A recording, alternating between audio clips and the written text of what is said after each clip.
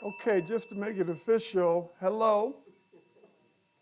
Here we are, and I am very happy to be back in your wonderful community that you're here to work on making even better.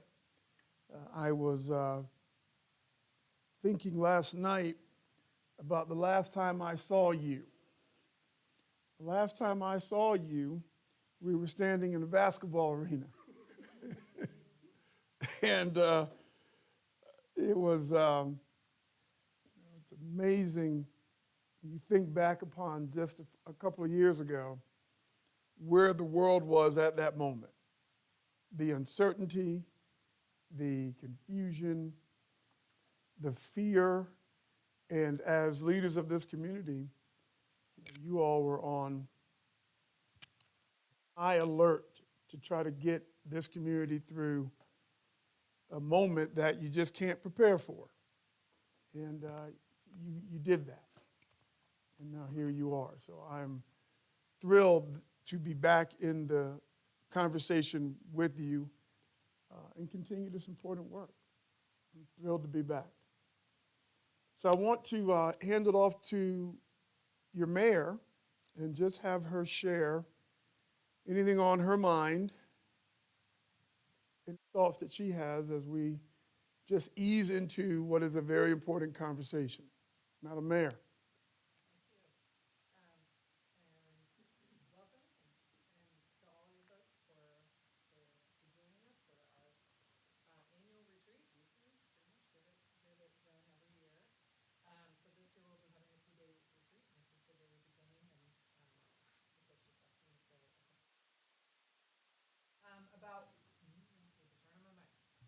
How's that? Is that working? And one of the questions posed was, why is this a critical year? And, you know, I think every year is a critical year, obviously. I would say for us personally, setting the stage for us as a council, I believe this last year, all but one of us, Sage, was running for office, and running for office for almost a year. So that for us personally was interesting and time consuming. It was also an incredible opportunity to be doing this job and also engaging in the different forums and candidate events, knocking on doors, talking to folks in our community even more than we normally would, to learn about what concerns they have and to bring all that to this moment. But I know for all of you, it's just a level of dedication and commitment, and I want to thank you all for your service to the community. And as I look around this room, I think also about all the staff in this room, and we have even someone in the public attending, and the press. And I just want to thank you all for your work. Work as staff working with an elected body can be challenging, to say the least, because we try to build consensus, but we can sometimes send mixed signals. so that can be a challenge. And I would say for this retreat, in terms of what I hope we accomplish, is building that consensus, growing together as a team, learning more about each other and how to work with each other, and helping provide very clear goals for us, for our community, and for our staff as we build that stage for the work to come for this next year. So those are just some thoughts I have about going into this. I'm feeling very positive. I actually enjoy retreats. I know there's not everybody looks forward to retreats, but I generally enjoy them and feel like we gain something every time we come together and work together like this. Well, thank you very much. And we're going to talk more specifically in a little bit about why even have a retreat? Why is it important or not to have these types of conversations? So I appreciate you kicking us off. Deborah, how about for you? I'm sure you have spent a lot of time over the last many, many, many months. You and I have had some great conversations as part of our preparation for this week. But I'm also curious to know kind of how you're seeing both this year, like this stretch for this group, and what are your hopes for this week?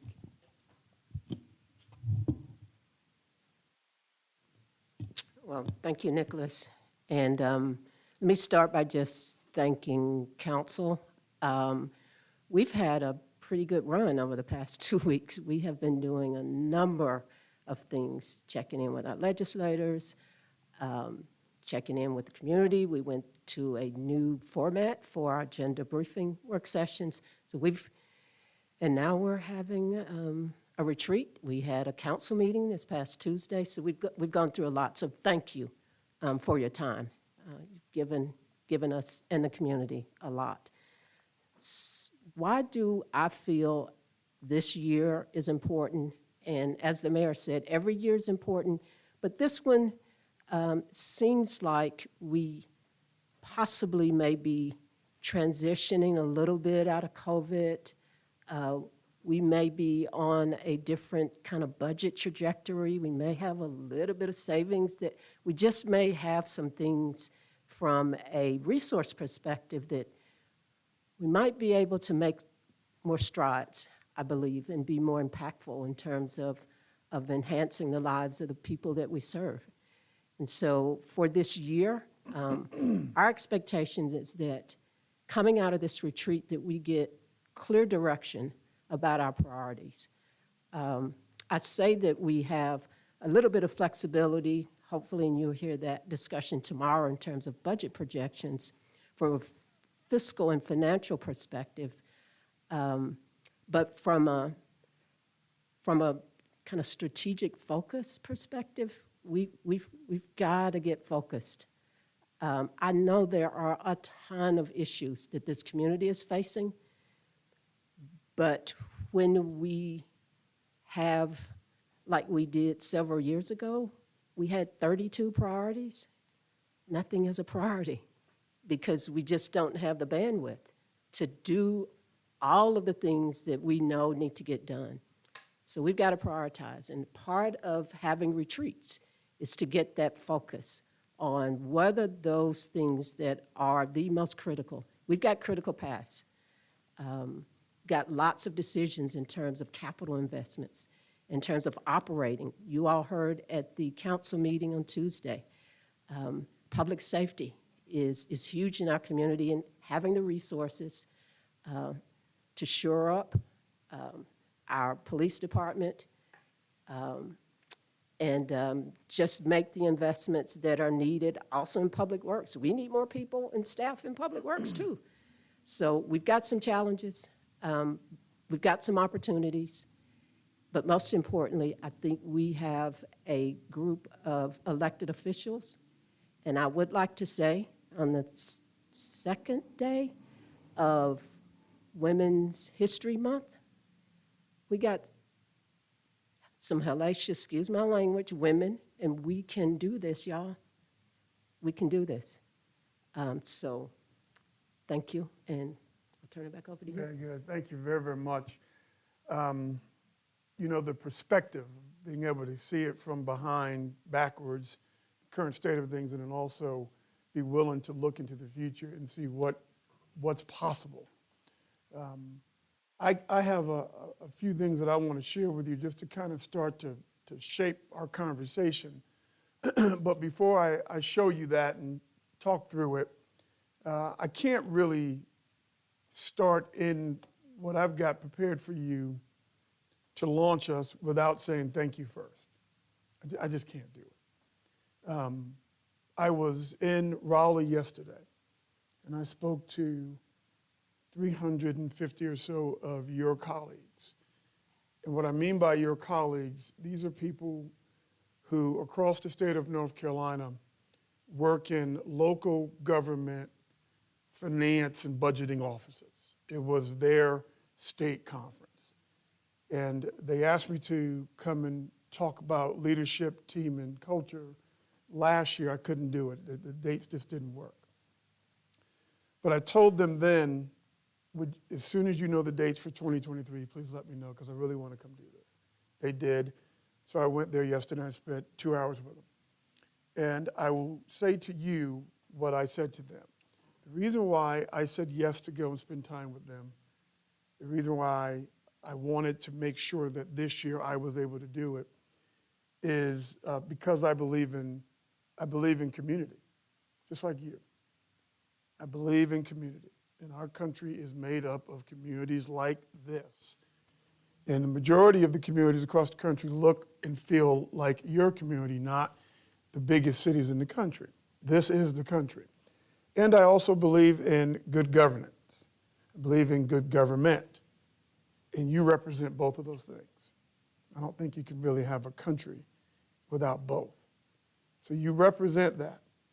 And you get up every day and you do what you do, and it's hard stuff. It's hard to do what you do.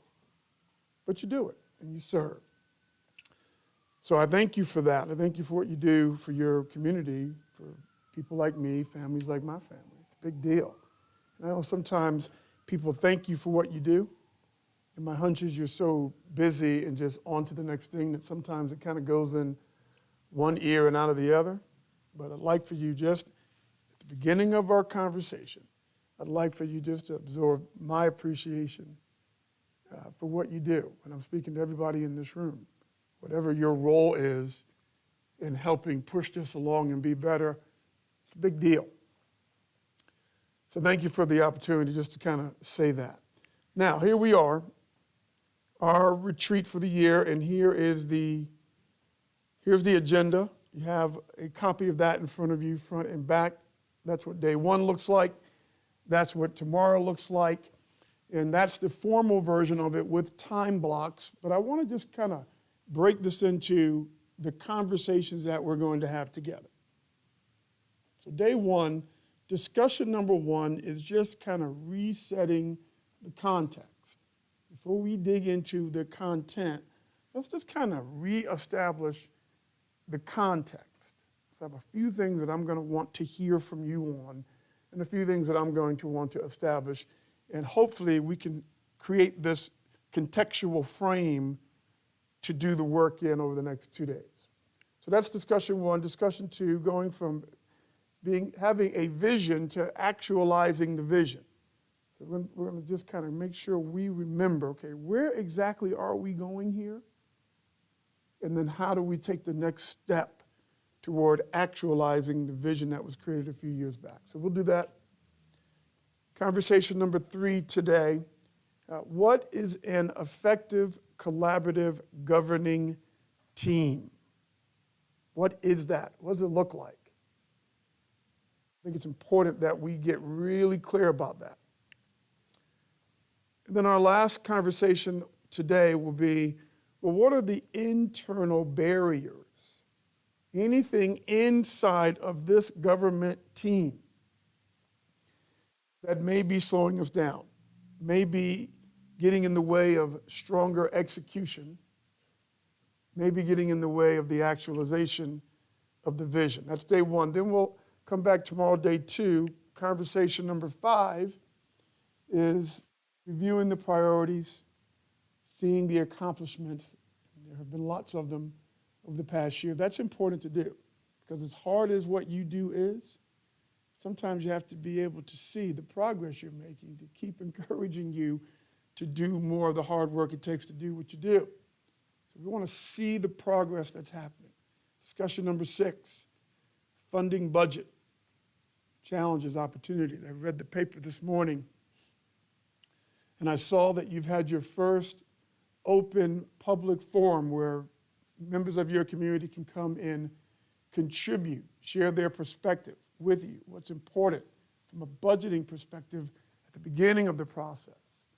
So we'll spend time tomorrow talking about that. And then discussion number 7. This is a really, really big one. How do you take the priorities that you have in place, and you'll certainly have a chance to tweak them this week as well, but then how do you take the next step in being more refined, clearer with what does progress really look like? What does a goal look like in each of the priority areas? And if I may, my perspective, once I began to have conversations with each of you, there were a couple things that seemed clear to me. Number one, there's a lot of alignment on key priorities, key policy priorities. I think that's an opportunity. There are some councils that are starting this version of their chapter in other cities where they're having conversations just trying to align on what they think policy priorities are. And they're going to have tough debates for months, maybe years, just trying to get the ideological view to be the same and form agreements about what are the priorities and what do we say. By and large, you've done that the last couple of years, so there's some alignment there. Maybe there's a tweak here or there, but the sense I got was you're all pretty well aligned on that. Perhaps not, but that's what it looks and feels to me. That's an opportunity. Second of all, to your point a moment ago, Madam Mayor, this body, council I'm talking about right now, nobody's running for re-election this year. Do I have that right? Right, so you have, it's technically almost 2 years, but in real life, less than that. We know we've got about a year where you'll be in how do we govern better mode as opposed to the other modes that are part of your life as well. That also is an opportunity. So if we can get really clear around progress, lock it in, including how do we make tough choices around limited resources, this could be a very special year. So we'll get to that. That'll be part of our time together tomorrow. So that's just kind of the flight plan. So the first thing I wanted to ask you to do, my first request, you would have anticipated this from me, is to simply press pause. Just to press pause. It's hard to get all of you in a room together. Getting each and every one of you in this room for a day and a half, tough to do. So we've done it. You've committed to time.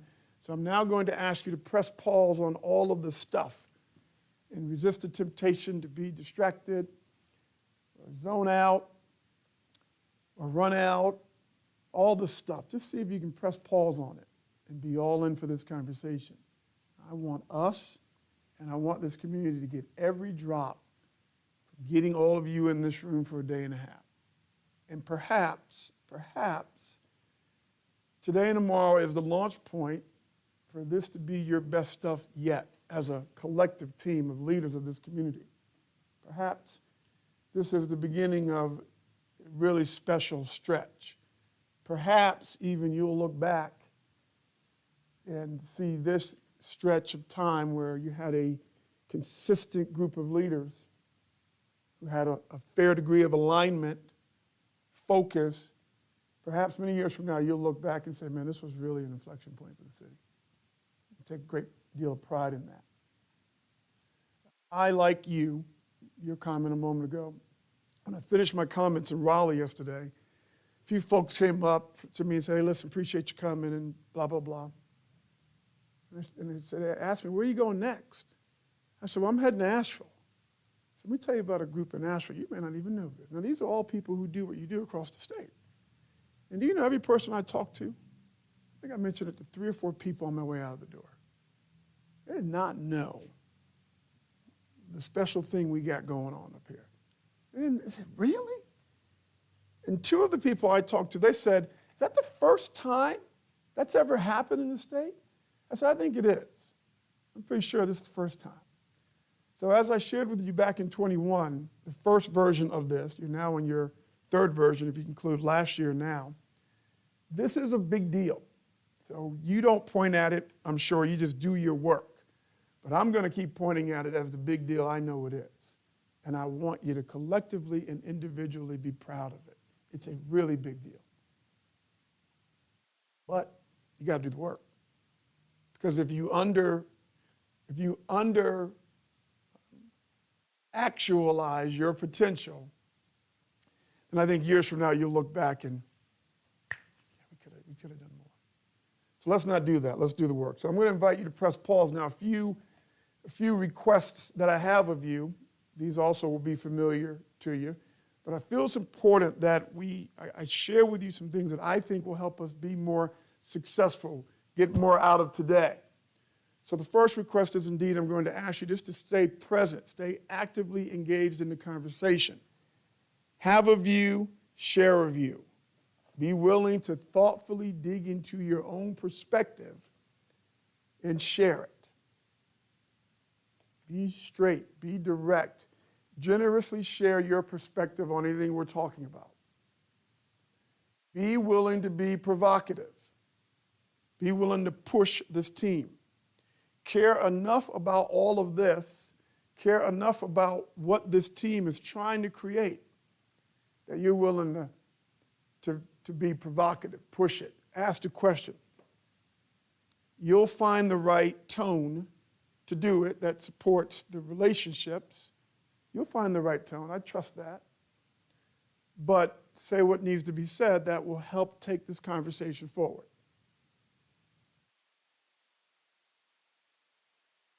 Be willing to take personal responsibility for taking us deeper into the conversation, not back up to the surface. Yeah, let's get all the way to the bottom of what's underneath. Be willing to do that. Up and out. Up and out. So that's my request of you, to be really, really committed to us being as deep in the conversation and making as much progress as we can. Now, let's begin with a little context. Before we get into the content, let's just start with a little context, just the basics. Now, some of this is part of what I shared with you when we were together, but I think it's important to get it back up and out so we have the right context to be in the conversation. So the first is this. Just to thoroughly and deeply, completely remember this. As go the leaders, all of you, so goes this community. So I want you to remember this, and I want you to fully own your responsibility in this. You represent a lot of people who are counting on you to make progress together, by the way. A lot of people. So as go you, so goes this community. And let's not forget that we're swimming still in unusual and interesting times. It feels to me as that this is kind of where things are. It's kind of the deal, right? You know, it's tough sledding out there. I remember back, a year, maybe a year and a half, almost 2 years ago, once we had the vaccine for the virus, people say, oh man, it's going to be like the roaring 20s again. Boy, it's going to be just good times and it's going to be amazing. Well, that's not turned out the way it is. I mean, it's still tough. And I think the pandemic just intensified this chaos ball. Go, go, go, more challenges. It's just kind of the water we're swimming in. You're leading in that. The people you represent are living in some version of that. Your colleagues are swimming in that. And then even more specifically to you governing, and there's the water and the world in which you're leading all of this. This is your world. This is the basic chaos ball of government. It's very complicated stuff. So how do you focus given all of that? You're leading the community in this water. I think that's important for us to remember. And as leaders, the baseline definition of leadership that we always start with is this one. Leaders' ability to shape and influence what happens next, which is always what matters most. I believe that your most important role for this community is that. What's going to happen next? When I was here 2 years ago, as you might recall, like so many people who don't live here, I'm a big fan of your community. There's just something about it. And I know that it's delicate because you want people like me to come and enjoy your city for all the reasons you would imagine. Number one, a lot of them move here. Number two, they come and they help boost your community, your revenue, tax revenue. They come spend money. It's a very big part of the equation. But you also know that you can't just build the city for people who come visit you. So how do you shape it? So when I came in last night, it just felt like, and I know I came right in the heart of the pandemic, but man, it just feels like there's a lot that's happened in the city in just 2 years. Well, you're doing that together. Shape and influence. So when I come back here in a few more years, what will you have shaped? What will you have shaped for your residents, for your constituents? All the challenges that they're experiencing. What's your ability to shape and influence what happens next in this community? Let's talk about retreat. Let's talk about why do we come together. Madam Mayor said, I love retreats. And some people love retreats, some people don't. So let's just look at this a little bit differently. Why even do this? Let's just look at it. All right, so some basics. When I think about the process of retreating, I think about a few things. One, I think about an opportunity to pause and consolidate. Pause and consolidate. Sometimes when you live in that, day in and day out, when you lead in that, day in and day out, a good pause will do you good. And let's just kind of hold on. Let's just pull the car over to the side of the road and let's just kind of pause for a moment. Let's pause and consolidate. 2, assess the situation. Tough battle, getting all that you get done. Let's just kind of assess how are we doing? Has the situation shifted? Has the context shifted? Are there things in our commitment to get it done that have crept up that we kind of, let's assess the situation. So we're going to do that. Make tactical adjustments. This is back to what you said a moment ago. You live in a world with limited resources. Which means, now, if you lived in a world with unlimited resources, unlimited time, unlimited money, unlimited skills and capabilities and people, whatever you would consider to be a resource, if you lived in a world of unlimited resources, this would be easy. You live in a world of limited resources, which means this is really hard. And part of how you leverage the limited resources you have is by being very tactical, very precise with what we do and what we don't do, and how we do it. Efficiency. Retreating. Why retreat? Recommit to the vision. Hey, what did we say we're doing all this for? Oh, yeah. Yeah, that's a worthy mission. I'm still in for that. Hey, why did I say yes to running? Oh, yeah. People in my community need me. They don't have a voice like I have a voice, so I'm in. You got to make sure you remember. Now, this is important. Sometimes this one gets overlooked because, you are so committed. But the work you do is so hard that if you lose sight of the why behind why you do what you do, this starts not making a lot of sense. So you have to make sure each of you individually and collectively are anchored into your why. Why are we doing this? Calling that vision. Why retreat? And then ultimately to advance forward stronger. Retreat, regather, breathe, pause, reassess, tactical clarity and adjustments, and then advance. So the retreat is just the first part. Most times when you say the word retreat, people, they associate that exclusively with running away. We're defeated, some version of that. Retreat, regather, consolidate.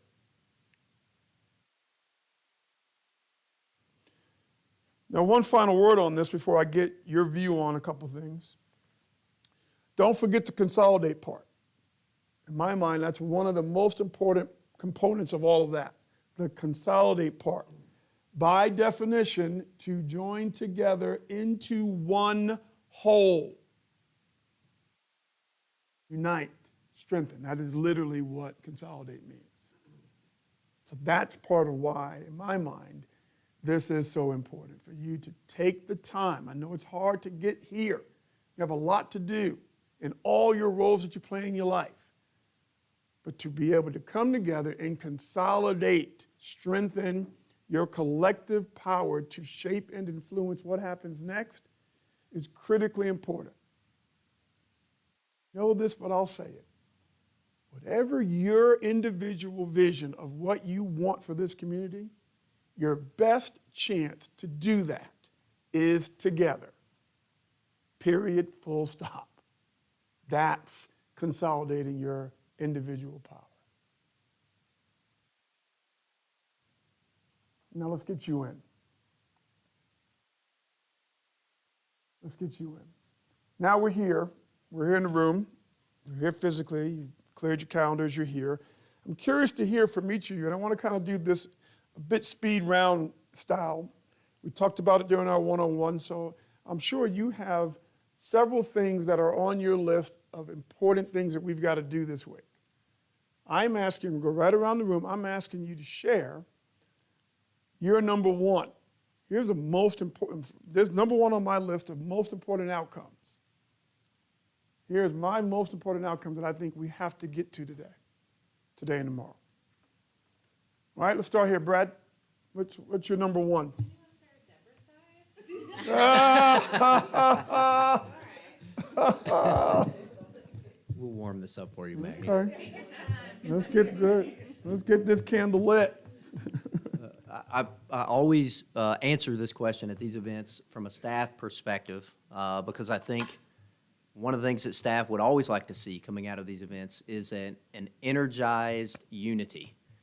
We not only want to know the policy direction that you want us to take it in, we want to know that you have a concise, unified opinion of that, but that there is energy and vigor behind it, that staff can get behind and really dedicate ourselves to try to help you achieve those policy goals.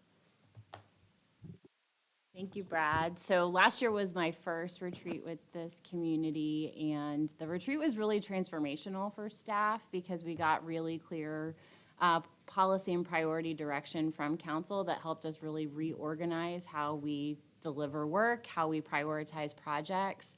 And so I want to keep that positive momentum that we got. The structures that we put in place have really benefited staff in knowing what that true north is. So my hope is, as a result of the next 2 days, we can get some clarity from that unified vision from council on what you want the priorities to be heading into this budget season, heading into the next fiscal year, so that we can build on the positive momentum that we've had over the last year, thanks to the leadership that you provided. Good, thank you.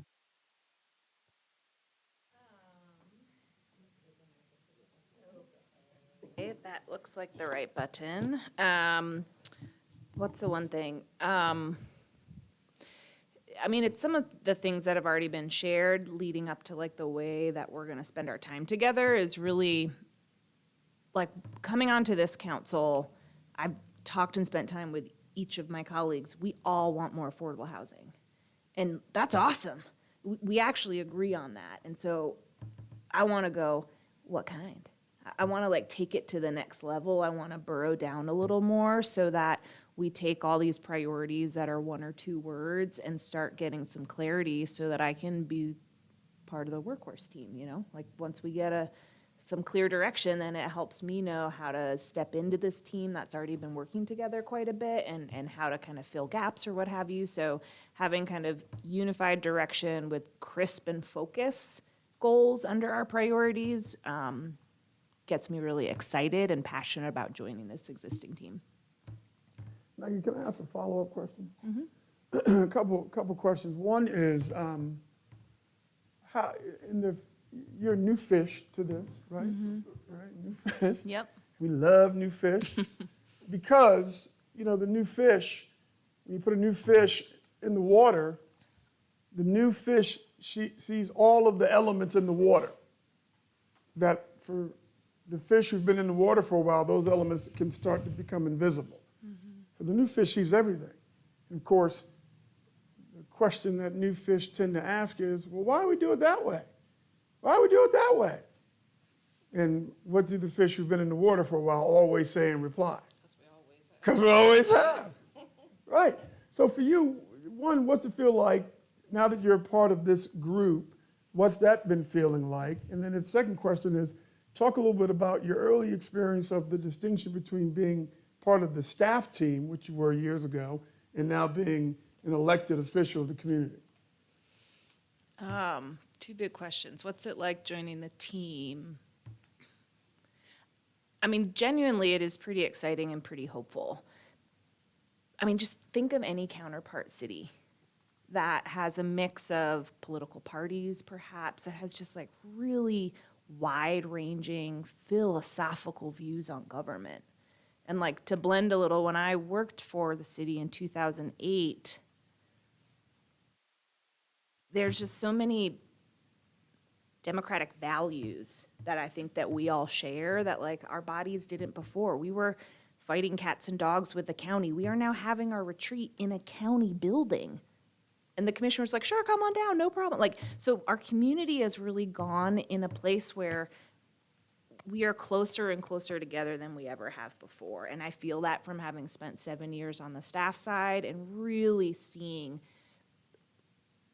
a gap and divide from the elected leaders to the community. And so joining a team at this time when we're a lot closer than I've ever seen our community leaders is just very exciting. And I feel like being kind of the newer part of the team, I don't know, like, do you all see that? Because it sometimes feels like we might not yet, like that, the fact that we are closer to rowing in the same direction than we might know. I didn't know that history, by the way. If I'm tracking with you, there was a period when even the county leaders and the city leaders had massive gaps. Did not communicate. Fought each other for resources and sued each other. Like Yes. legal fighting? Yes. And then many of them also went to prison, and we are all still here. You didn't know this. Yeah. That part. Yeah. Say again? There's that too. Keep reading the paper? Just to be clear. Now that you're saying the prison word, I do remember a little, I didn't catch the context back then, but that's what it was, huh? So it was on the county side, just to be clear. Yeah. Okay. And your experience is that largely has subsided. This rift and gap between city leaders, county leaders, that different roles, different focus, all that, but the rift, the fighting, that seems to be over. Yeah. And beyond that, there's a collaborative spirit. I mean, we just had a delegation of half of us and half of the county go on a field trip together to Raleigh to look at and talk about what it's going to take to address the unhoused. I mean, that's just one example, and it's just a field trip.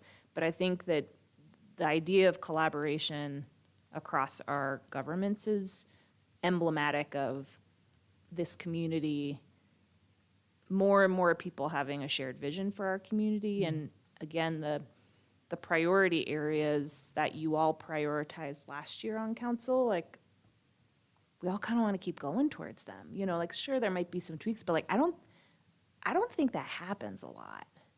I don't know that level of consistency has happened here a lot, right? Like, for y'all who've been on council quite many years at this point, a lot of the topics change really quickly at these retreats. It seems like there might be some themes, but I guess it just comes back to, like, I think we're a lot closer to, like, we all share a lot of ideals and priorities and goals for our community. And I find that really exciting, because if you don't start there, like, we're never going to make any progress. Yeah, it But- becomes a distraction. Yeah. You know, there's just fighting over, leaders fighting over stuff. So that is another opportunity to advance. Another opportunity. Yeah. Thank you. Sandra?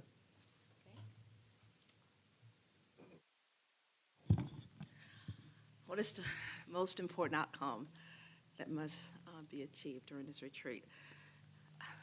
I think I would like to see us provide more leadership for the community. I feel that we're all strong leaders, and I think that the community is looking for us to lead them and to take them to a place of comfort. And I think a lot of times we have gotten caught up where we have let other things lead us. And so I would like to be able for us to come together and just provide a stronger, stable government where the community feel like we are in control. Because I don't feel a lot of we have been in control to some degree. And I think it's important that we unite and provide that direction for the community. Very good. That's leadership, stronger, stable government, and the impact it has on their lives. Loud and clear. Thank you. I think for me, one challenge for us has been, you mentioned COVID and kind of what a bizarre world that was. And for us, I mean, we were remote and had virtual meetings for a long period of time. We've been meeting in person now for a while, but I kind of liken our whole experience to like my son who's a junior in college and how he started college during COVID, and this is like his first normal year, and now he's talking about wanting to go to graduate school, I think just so he can stay in college longer because it's fun now. So, I mean, I kind of feel like we haven't had that natural growth opportunity as a body to learn more about how to work together effectively and with the staff. So I'm hopeful that these concentrated moments, get a day and a half together, which is unusual for us, help us learn more about each other so that we can work together better and more effectively along with our staff. So I think there are moments where we still puzzle over, well, how do we get this accomplished? Or why aren't we getting this other thing accomplished? And, trying to puzzle out how to function together better as a body. Thank you for that. It is a big opportunity. COVID was a weird period. I was in Baltimore a couple weeks ago, facilitating a retreat for a CEO and their team, and they were having a very tough debate about flexible schedules and work from home, and their head isn't in the sand about the shift that has occurred around what people prefer. That's probably not going to go back to 5 days a week, and I want to be off all that. But they were trying to figure out what the right balance is. And what is clear to me, and I think clear to them, my hunch clear to you as well, is that in a group of human beings, you cannot take out the human part. When we are around each other, in proximity, physically around each other, relationships are going to form to a much greater, more complete degree than a virtual world. So again, another opportunity to advance. You now can do this, and it matters. I'm in conversations like this every day. It matters. Culturally, relationally, trust-wise, communication-wise, decision-making-wise, it matters. The fact that we're now back and you can be back with each other again, very important. That's a tailwind, clearly. Kim?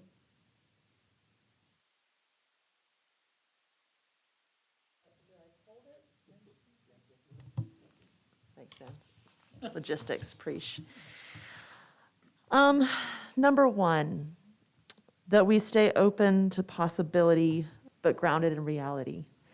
An example of that for me is I want to be all in and keep doing the work to reimagine public safety, but I can't imagine us going back to business as usual when we have a possibility to meet this moment. and I hear the deep concerns in our community, and I share those concerns. But I'm hopeful that we'll be ready to diversify, pilot, collaborate, partner, co-create with community for quality and equitable service outcomes. And when I say that, I mean mental health responses to mental health crises, behavioral health, homelessness response, and a relational response to violence among our youth and in addressing intimate partner violence. We have the most resources our community's ever seen. And so I think that we also see the most disparity we've ever seen. And our community's ready for us to do better. So I think that's going to require us to not just put it on a shelf or in words, but like do something really powerful, even if it's hard. Very good. So the greatest resources, your view on this topic ever, and the greatest disparity simultaneously. Thank you.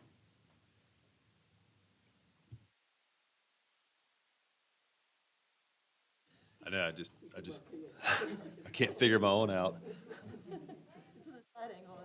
Oh, that's what it is, it's the side angle. So, no, I'm gonna echo what Brad and Rachel said, and it really is the first thing I thought of when I saw the question, is I wanna see council continue to give a good, clear direction to the staff and what I really wanna be able to do. And I think we've done that this past year, and I think there's a chance to build on that. And I want to take that direction and take that back to the organization, because I do believe that our staff want to be a part of this. They want to be successful, and they want to do meaningful work. So I'm really excited for the opportunity to have that come out of this retreat and be able to take that back to the organization. Very good. Thank you.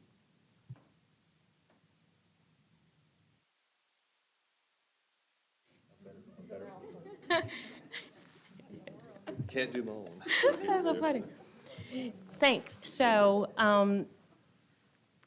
I think linearly, so I'm thinking exactly what the question asks, and the part that I'm homing in on is achieve during this retreat.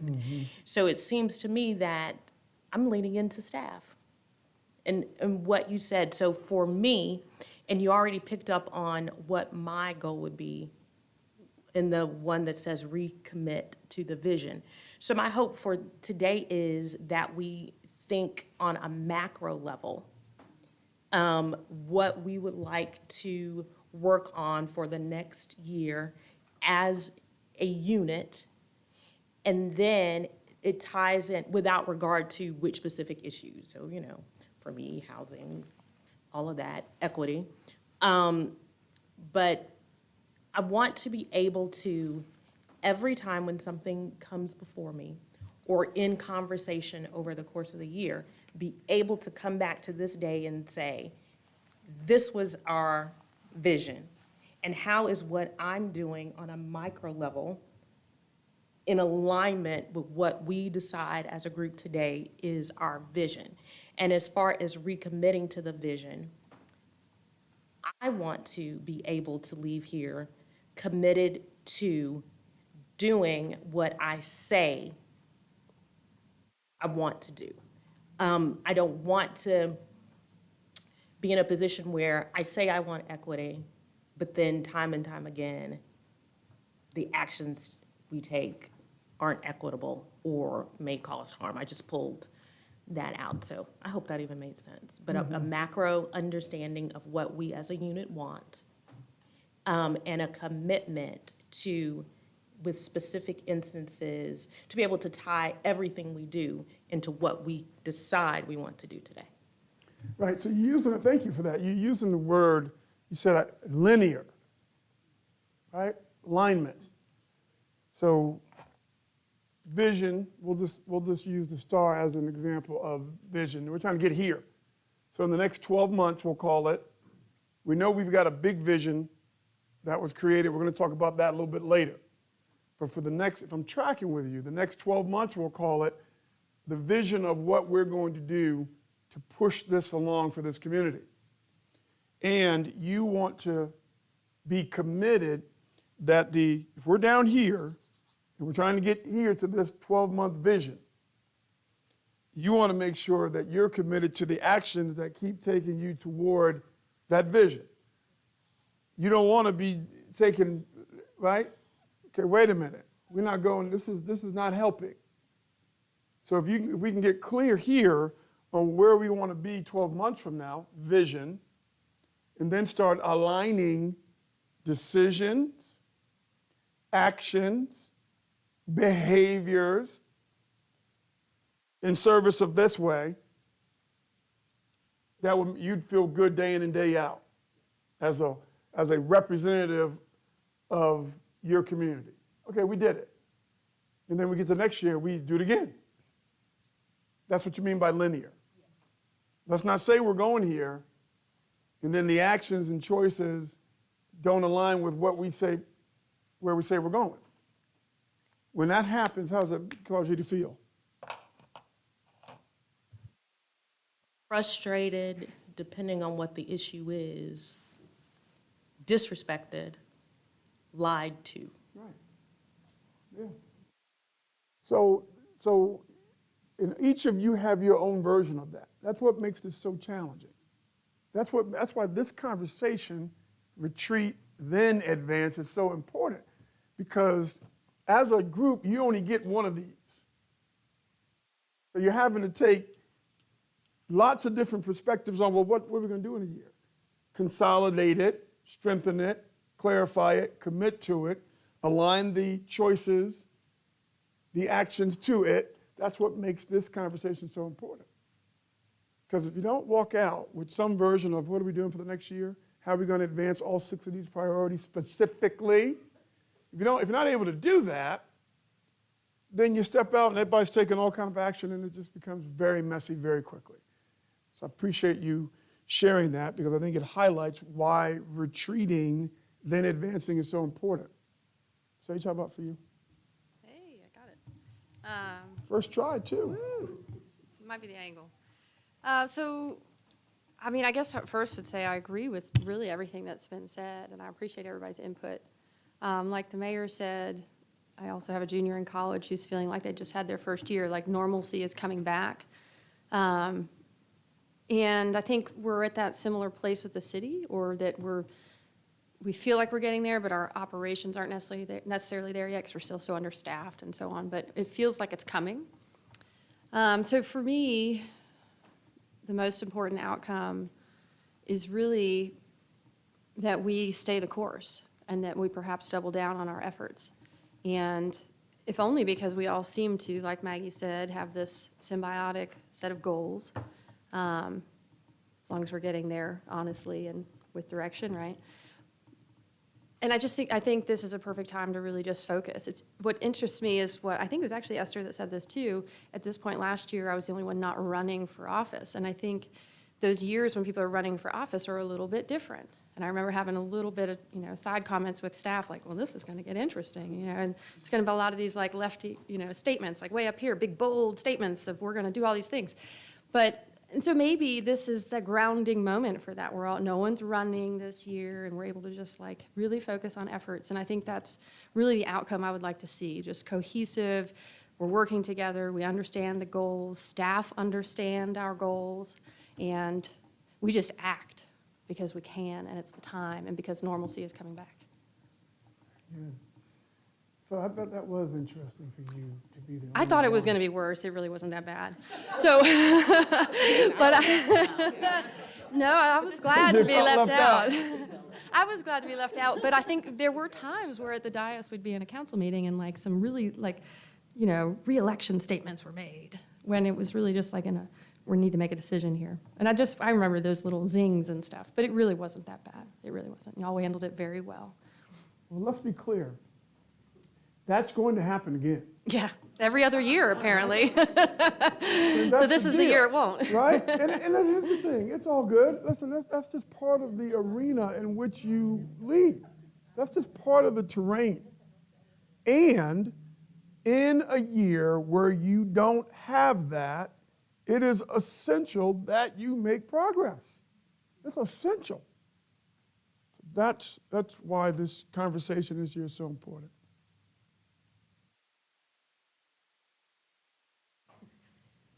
Yeah, we do have a moment where nobody's running, so to speak, but sometimes people are still in that mode because you're representing your constituency, and sometimes when you speak, you want to be heard and you want to represent a group, so those, sometimes all comments don't come from the heart, but that's not what I want to say. The brain power is here. The willpower is here, along with the willingness to serve. We're lacking nothing in that area. And staff-wise, I mean, we have a very professional and well-equipped team. But what I'm looking for out of this retreat is for us to do some level setting. Because just because it appears that you're playing well, it doesn't mean that you're moving like a unit. The what we do is not a question, because we're pretty aligned.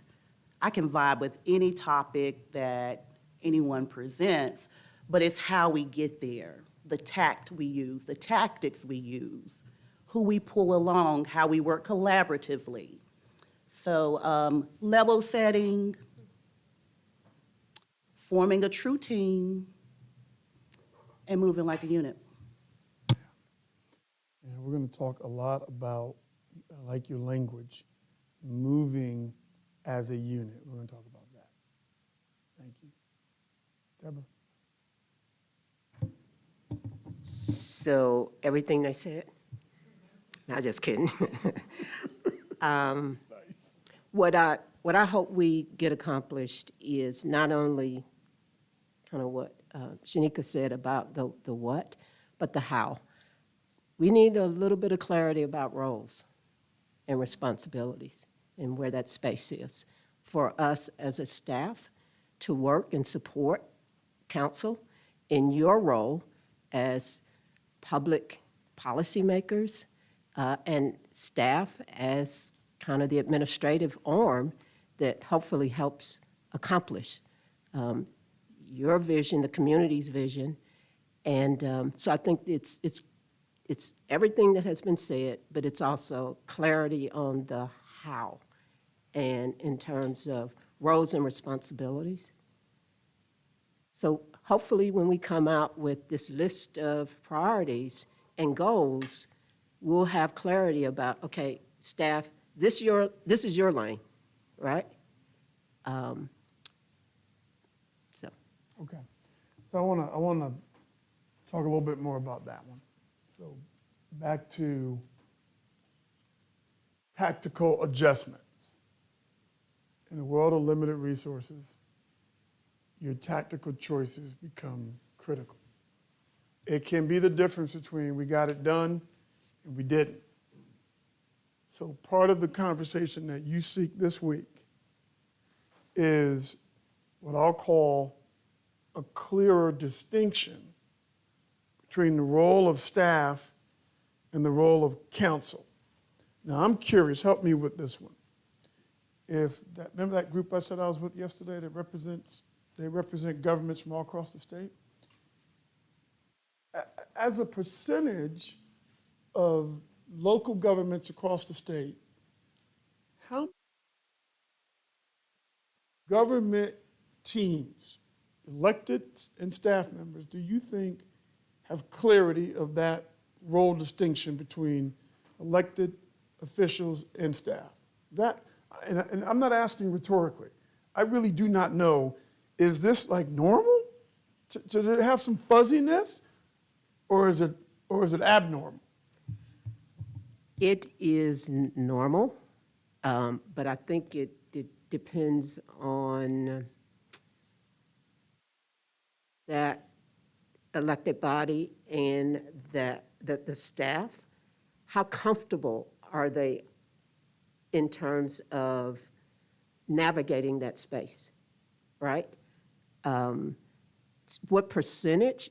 I think all the time there's fuzziness. I think the challenge is how do you manage through that fuzziness without confusion without blame, and certainly without adversely or negatively impacting relationships, because it is extremely important that there be positive relationships between staff and elected officials. Otherwise, we just can't function as a team. And that's what I hope. Even though we have different roles, I hope we're on the same team. There's that human part. So in the fuzziness, your language, I like it, there is risk that the human relational part gets damaged or fractured. So I'm a visual person, so just trying to understand this. So if you look at this on a continuum, you have staff, elected officials. You've got, on this side, you got everybody super clear that this is the role of the staff. On this side, everybody's super clear that this is the role of the elected officials. And then in the middle, you got this thing you call fuzzy. Is that how you spell fuzzy? Yeah. Fuzzy is a Y, not an IE, just checking. You got this thing you're calling fuzzy. And what I hear you saying is it's normal to have some fuzzy, but how you navigate the fuzzy matters. Because if you don't navigate the fuzzy, squishy, messy, ambiguity-filled part, then the relationships, because you got a bunch of human beings in all of this, right? So when the relationships get fractured in here, that's when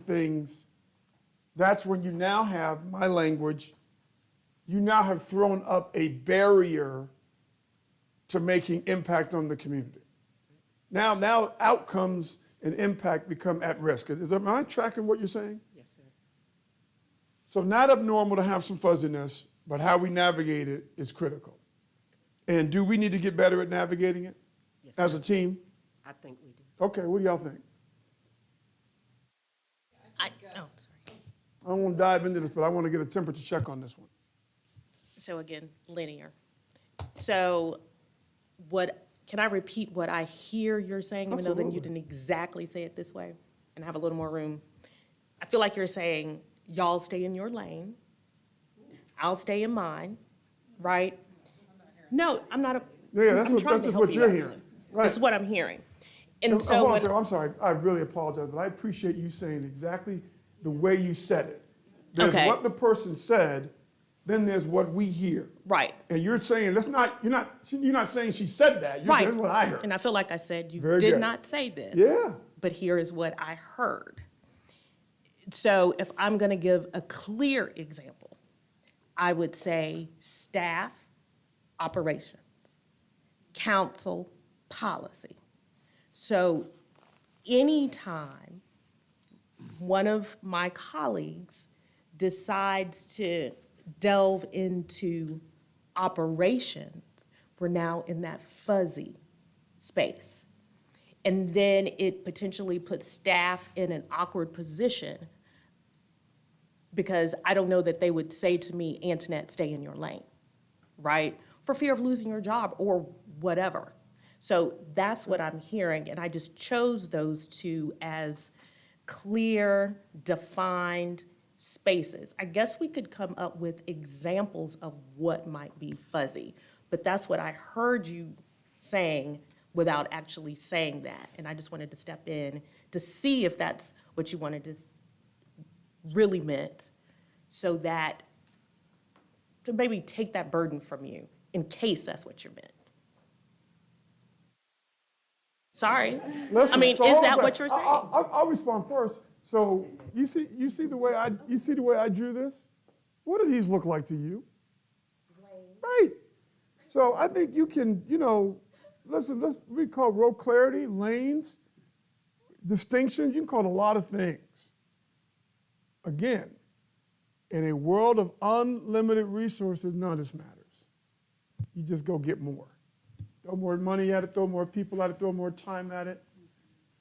But in a world of limited resources, where repetitive effort is expensive, this stuff matters. We got 8 people. You ever been to a little kid's soccer game? You ever been to like a little 5-year-old soccer game? What's it look like to go to a 5-year-old soccer game? You ever seen this? Chaos. It's a bunch of kids, you see this mass moving on 1% of the field at all times. And the other 99% of the field, nobody's there. If we get that way, in a world of limited resources, it's very expensive. You mind if I? Please, absolutely. So, Antoinette, to respond to you directly, yes. However, the nuance is that in local government, these lines really sometimes aren't that clear, right? And there are sometimes when all these things and that fuzzy stuff, most of the time, actually, we operate within the fuzzy space. But the issue becomes, how do we interact? How do we support one another? How do we function in the fuzzy? And that's what I hope we will get a little bit more information and clarity about. Okay, when we're here, which we are a lot, how do we mutually respect one another and support one another in this space, right? And how do we be in this space and, quite frankly, we not create the animosity of, get out of my lane. You stay in your lane. Let me do this. Let me do my job. I don't want to have that kind of relationship in the fuzzy.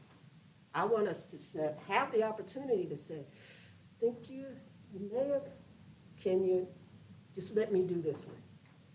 Trust me, that's what I need. Very good. That helpful? Yeah. I'd like to say something.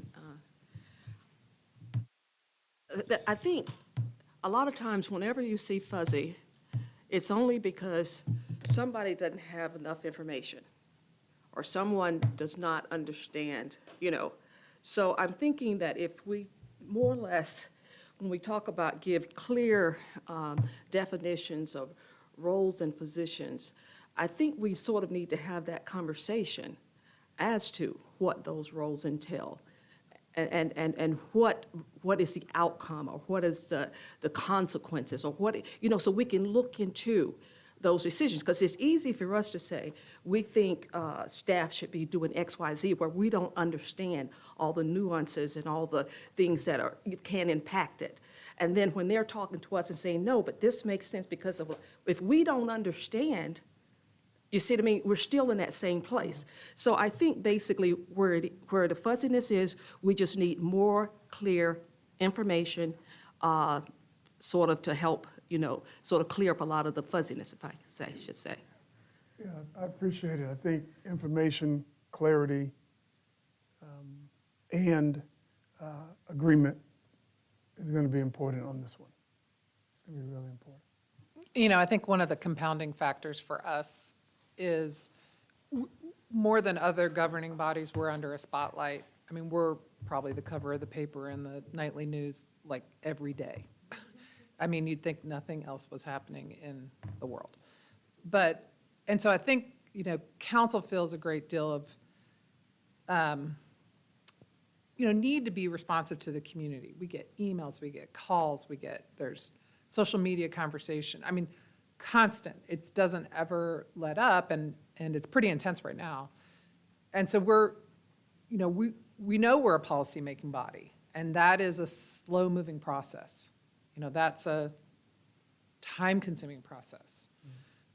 But we're getting feedback and input coming at us like, what's your answer? How come you haven't done this thing? Can't you make this thing happen? Which is like it's an operational thing. But that's not, that's the tension, I think, around this position. I've kind of watched the county governance evolve over the years where they've taken a different approach. They have these subcommittees that are really specific, like pre-K, pre-K care and affordable housing and they work pretty symbiotically with their staff to advance initiatives. And there's a little bit of a push and pull of, yeah, we're a policymaking body, but in terms of operations, that's what this looks like. And the staff sort of says, we get what you're trying to do.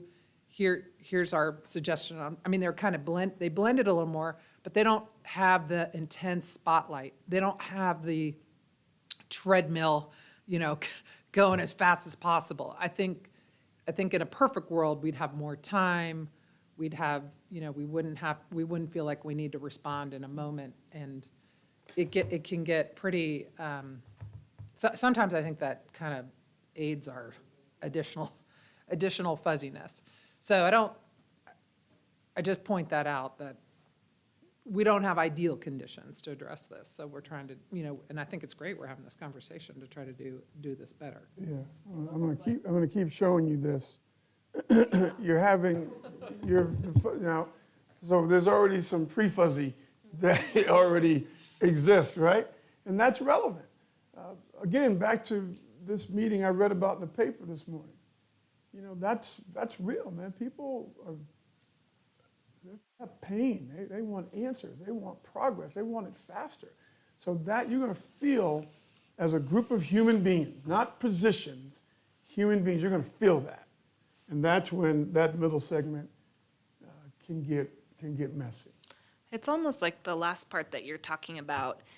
I'm really finding the way that you drew this for us and how you brought it up, Deborah, helpful, because to me, like, this is about, that slide is like a conversation about trust when things are just complex.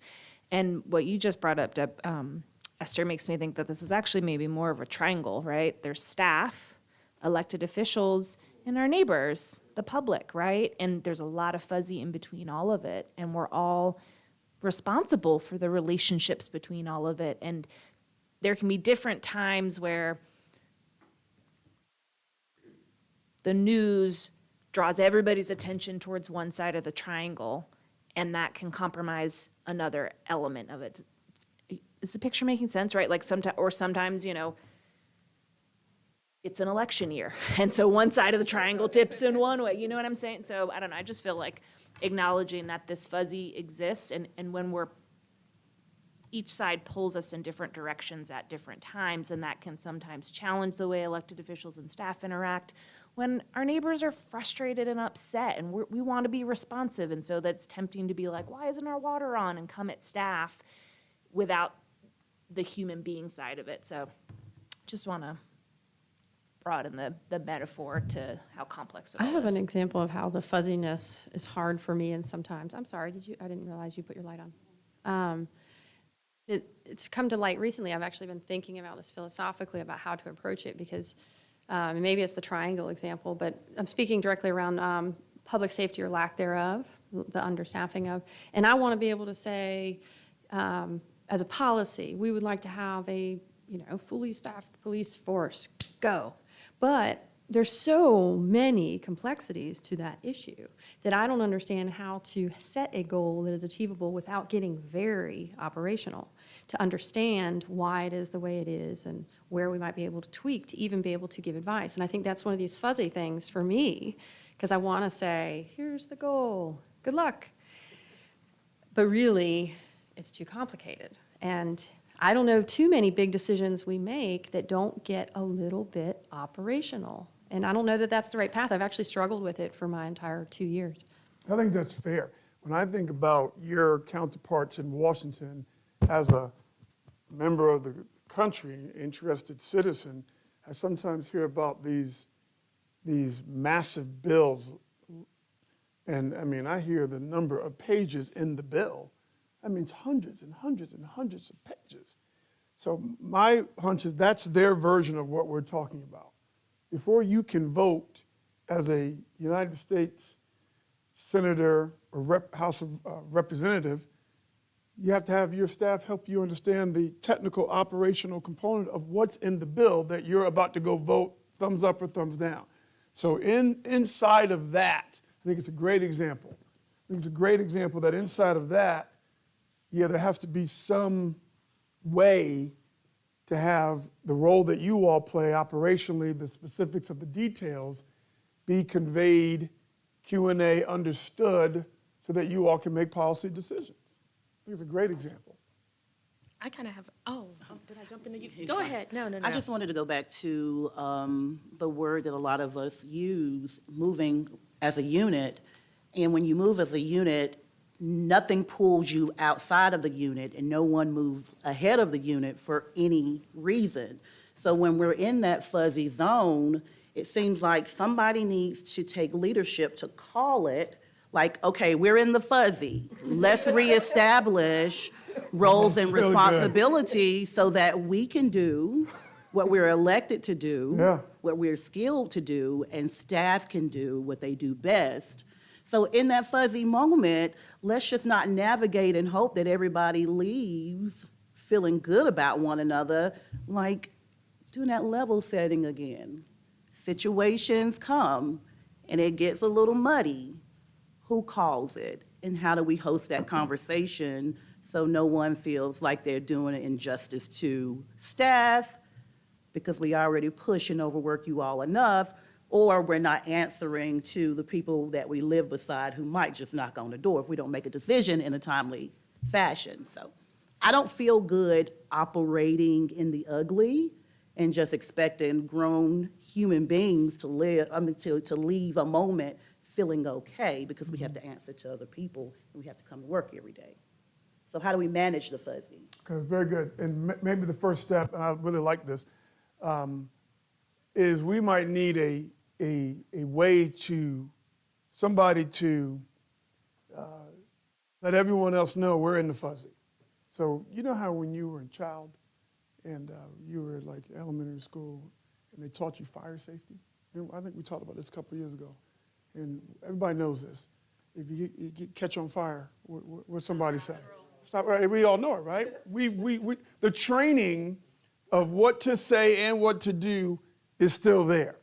So maybe we need a little word like stop, drop, and roll, just to signify, hey, we're in the fuzzy. I don't know what's going on. I think my flip chart wants to take a nap. What's going on? So maybe we need that. Cal, let's put that on the list of things we may cover when we get to this section tomorrow formally and talk about how do we live in a world of limited resources and how do we manage the fuzzy. We may need a little code word just to say, hey, are we in the I think we're in the fuzzy. Are we in the fuzzy? Right. Because if we can notice that we've ventured into the fuzzy, then we have an opportunity to do what you said. And that is, hey, wait a minute, let's talk through this. Let's communicate about, let's get an agreement, whose ball is this?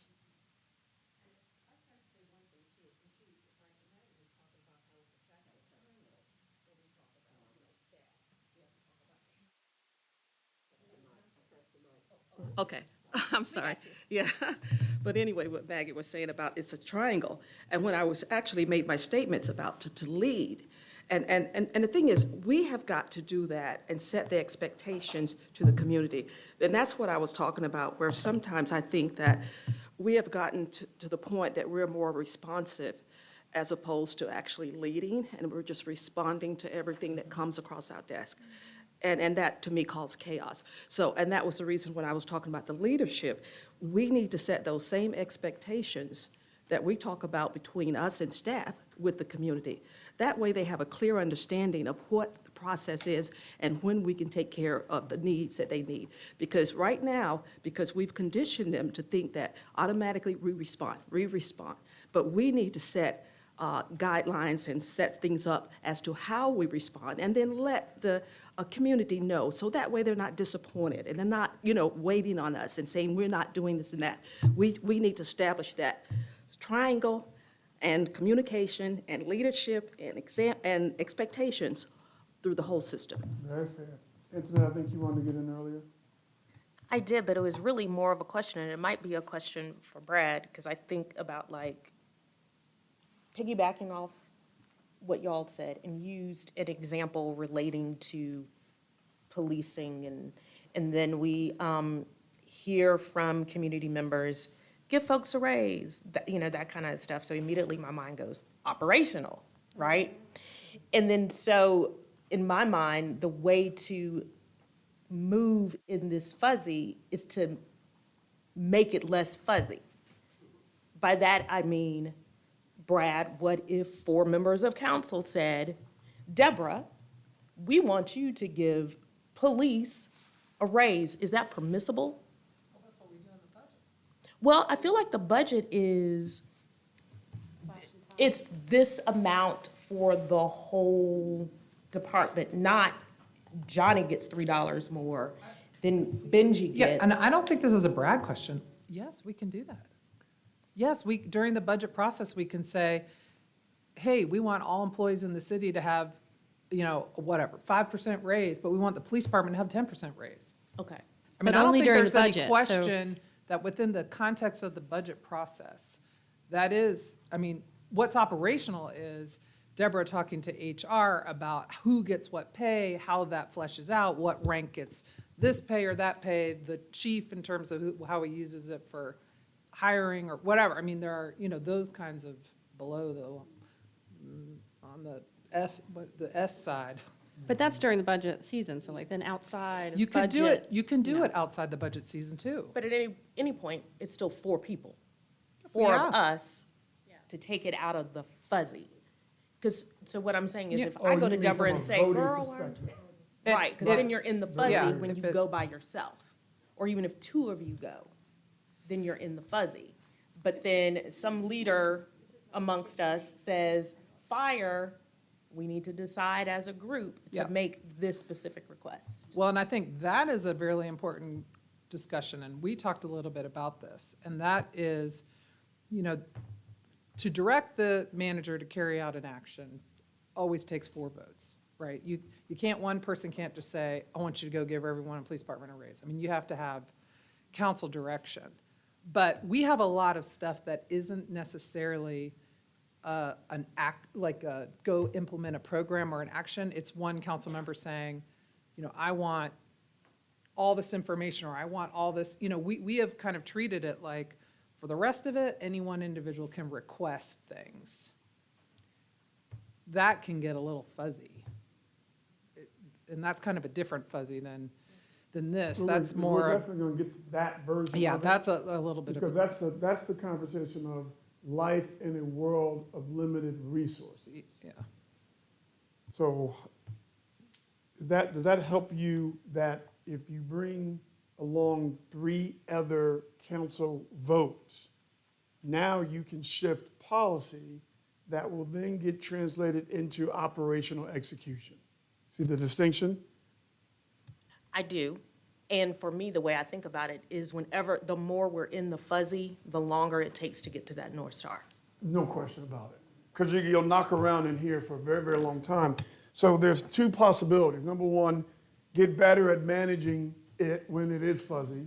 And the first step is for everyone or someone to realize, hey, we're here. Okay, what's our process to deal with? What do we do now that we're here rather than knock around? So get better, because getting better at dealing with the fuzzy means you spend less time in it. You get to some version of clarity. Then the other opportunity, we'll finish on this one, is you just over time do the work to expand out clarity. You just get better at it over time. Oh yeah, the council back in 2023, that version of the council, yeah, they did some real work on this one. And they came up with a real clear outline of the staff's role on this one and what happens when staff makes a recommendation back to the council so that they can get 4 votes or more and turn it into policy, or vice versa. So you just get better at it over time. You just push these lines out. So we'll get to that, but I didn't want to fully dive into that, but I'm glad we did, because it's clearly an ongoing work you have to keep doing. It's kind of like maintaining your health and your cardiovascular strength. You can't get to a level of peak fitness and then stop working out. So this is something you're going to have to, it seems that you're going to have to consistently just keep working on, keep coming back to the table and get better. Let's shift gears. Let's talk about external forces. Let's talk about what's going on out there in the market, what's going on out there in the community, whether it be global forces like a recession, or whether it be more local to North Carolina or your community, but things going on out there. So I want to talk about external tailwinds. What are the things that you have pushing as tailwind behind you? I want to talk about headwinds. And ultimately, I'm going to want to talk about internal speed bumps. We'll get to that a little bit later. Let's start with tailwinds and headwinds. First question. And we're just going to open this up round robin. So what external elements, market forces, and momentum does this team have at its back as you move into the year? So what's working? What momentum are you bringing into 2023? Are there elements that are working in your favor? Okay, I'm just going to try and guess what you're trying to get at here. So, for example, we had a 2016 general obligation bond, 3 referendums that passed that totaled $74 million. And so there's still work happening around that. Major sidewalk projects, different kinds of things, several parks that have been improved, enhanced. So ongoing work there. Is that what you're talking about? Yeah. It's a big deal for us because it's the biggest bond referendum that's ever passed in Asheville and largest set of capital work ever. That's right. So let me give you maybe a little frame to think about these questions I'm asking you. So as a leadership team, any team, not just your team, but any team, every team we work with and all the companies we have clients with, same dynamic exists. You're always going to have a number of, call them external forces. Most of these external forces you have little to no control over. But these forces are very real. Right? On the other side, you've got, as a team, you get to make a number of internal adjustments. You have a lot more control over this side of the equation. And as a team, leadership team, your ability to manage the relationship between the external forces that you have little to no control over and the internal adjustments that you have a lot more control over, this relationship is going to create a set of, we'll call it outcomes, community outcomes, performance, you might even call it. So I'm starting with this side of the equation. So you've got, say, $74 million bond? I don't know if that's an external force. I think more what you're getting at here, so when I think about this and I zoom out in terms of where we are as a city, and I talk to other mayors and other electeds in other cities, we are fortunate in that our external force is that there is a strong economy in Asheville. We do have growing revenues. So, there are cities you talk to where they are in the Rust Belt and they're half the population they once were, and they have, atrophying revenues, and they have decaying infrastructure that they have no resources at all to invest in. So that's not us. That's not the end of the story. We obviously have a lot of other issues. We have skyrocketing housing prices, and that is falling to us to look, at how to address. We have a cost of living that is outpacing what people can earn in our community by greater and greater percentages, as we sit here, literally. So we have, the challenge of a strong community. I guess we have problems that a lot of communities would be lucky and to have, but at the same time, they are real, and a lot of people are suffering under those challenges. So Very good. Press pause right there. Perfect example. External force. People are coming to your community to visit, and then they're moving here or telling friends. That's an external force. Most communities will call that a tailwind. Most communities call that a tailwind. They would say, it's awesome. This is great. Anybody watch, what's the Kevin Costner show in Montana?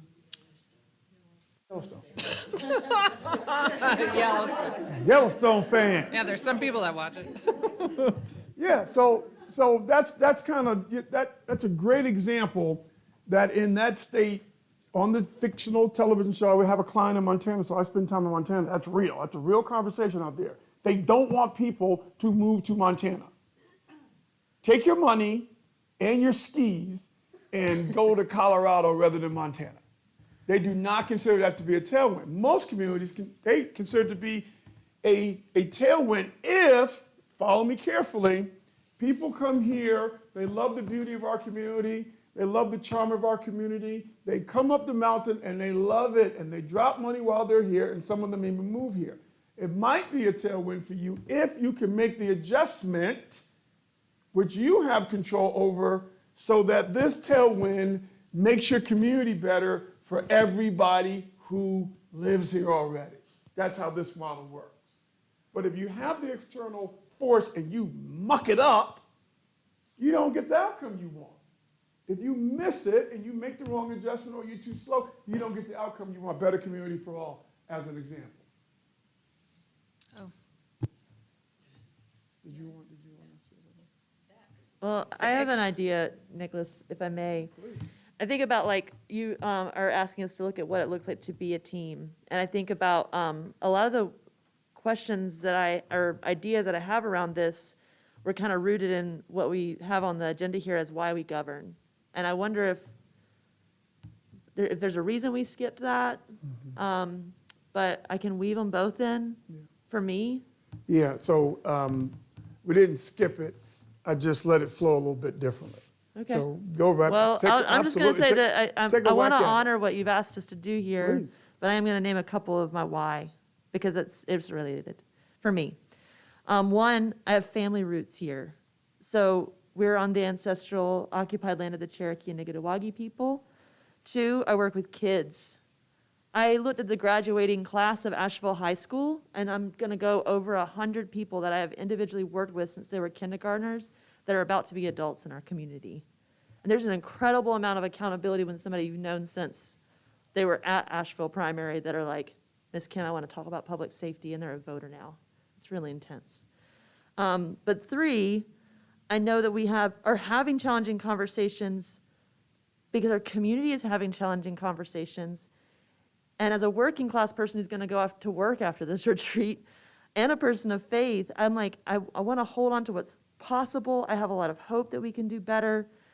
But we've spent over $200 million in the past 15 years selling our city as a product to come consume.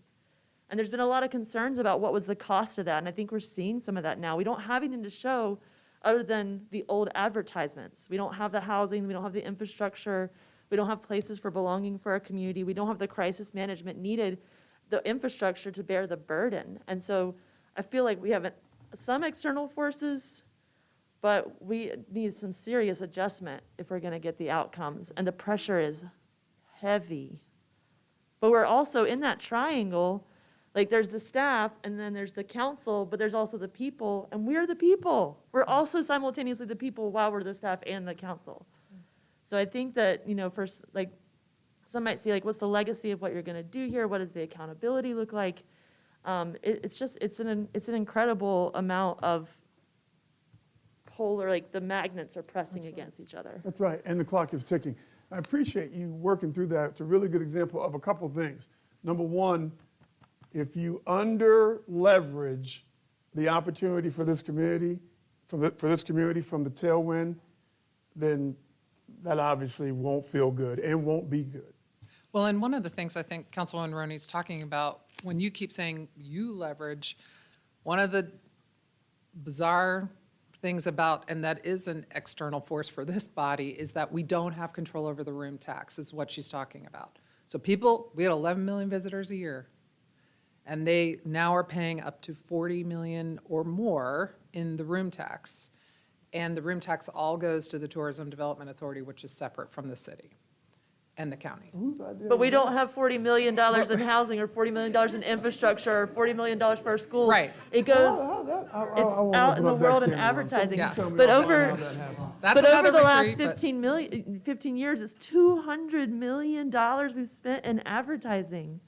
And the From cost this group. from this community. No, it's not. When she says We we, did she not means, we. yeah, she means the Not we. Tourism Got it. Development Authority, which is here in our community Yeah. and made up And it's of. working. Oh, I But mean, the it's- revenue is not routing back. Well, it's, so that you it's can do definitely the things bringing you're people committed here. to do. Well, that's one of our struggles, right? That's the city and the county and the community and the business and the youth and the workers, and it's all like, it's the Venn diagram of triangles and that big old mess that you keep putting up. So I appreciate you It's sharing hot. that because it's a clear example of, okay, is there another set of adjustments we need to make to take better advantage of? We're ready to make the adjustments. Tell me. We just don't have, anyway, for another day. But And that then- is an external force that I think needs to be noted Very good. here. And also thank you for weaving in your why you govern. We're going to end on that before we go to break. So thank you. Okay, so that's one. So that's just what I mean by external forces. That's why I'm asking you to look at that so that you can see, okay, here's what we have blowing in our direction. The other side of that, of course, is, okay, well, what's the headwind? What are the external forces, challenges that this team faces? I think it's affordable housing. Affordable housing, I mean, housing, I mean, just. housing in general. No, I guess I would say the headwind is it's actually twofold. I'd say affordable housing and public safety is a big issue. Okay, so on the housing side, just make sure I understand the why behind it. So this came up just a moment ago. So is part of what's happening here, well, let me start as a baseline question. What's been your population growth census to census? Well, let's Just a say, rough number. Anybody know? We grew 20,000 people in the last 20 years. 20,000 people and. So we were at- Just percentage, what is that? 20%. So it's 20%. Yes. So that's substantial growth.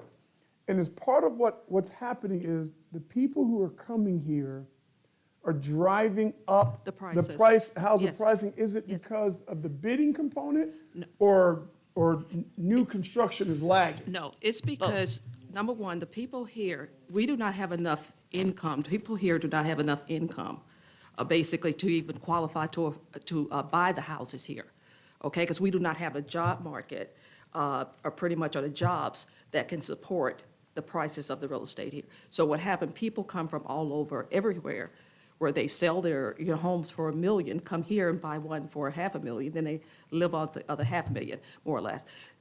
The problem is, too, is this: we have a housing situation here where we have thousands of people on a waiting list for housing.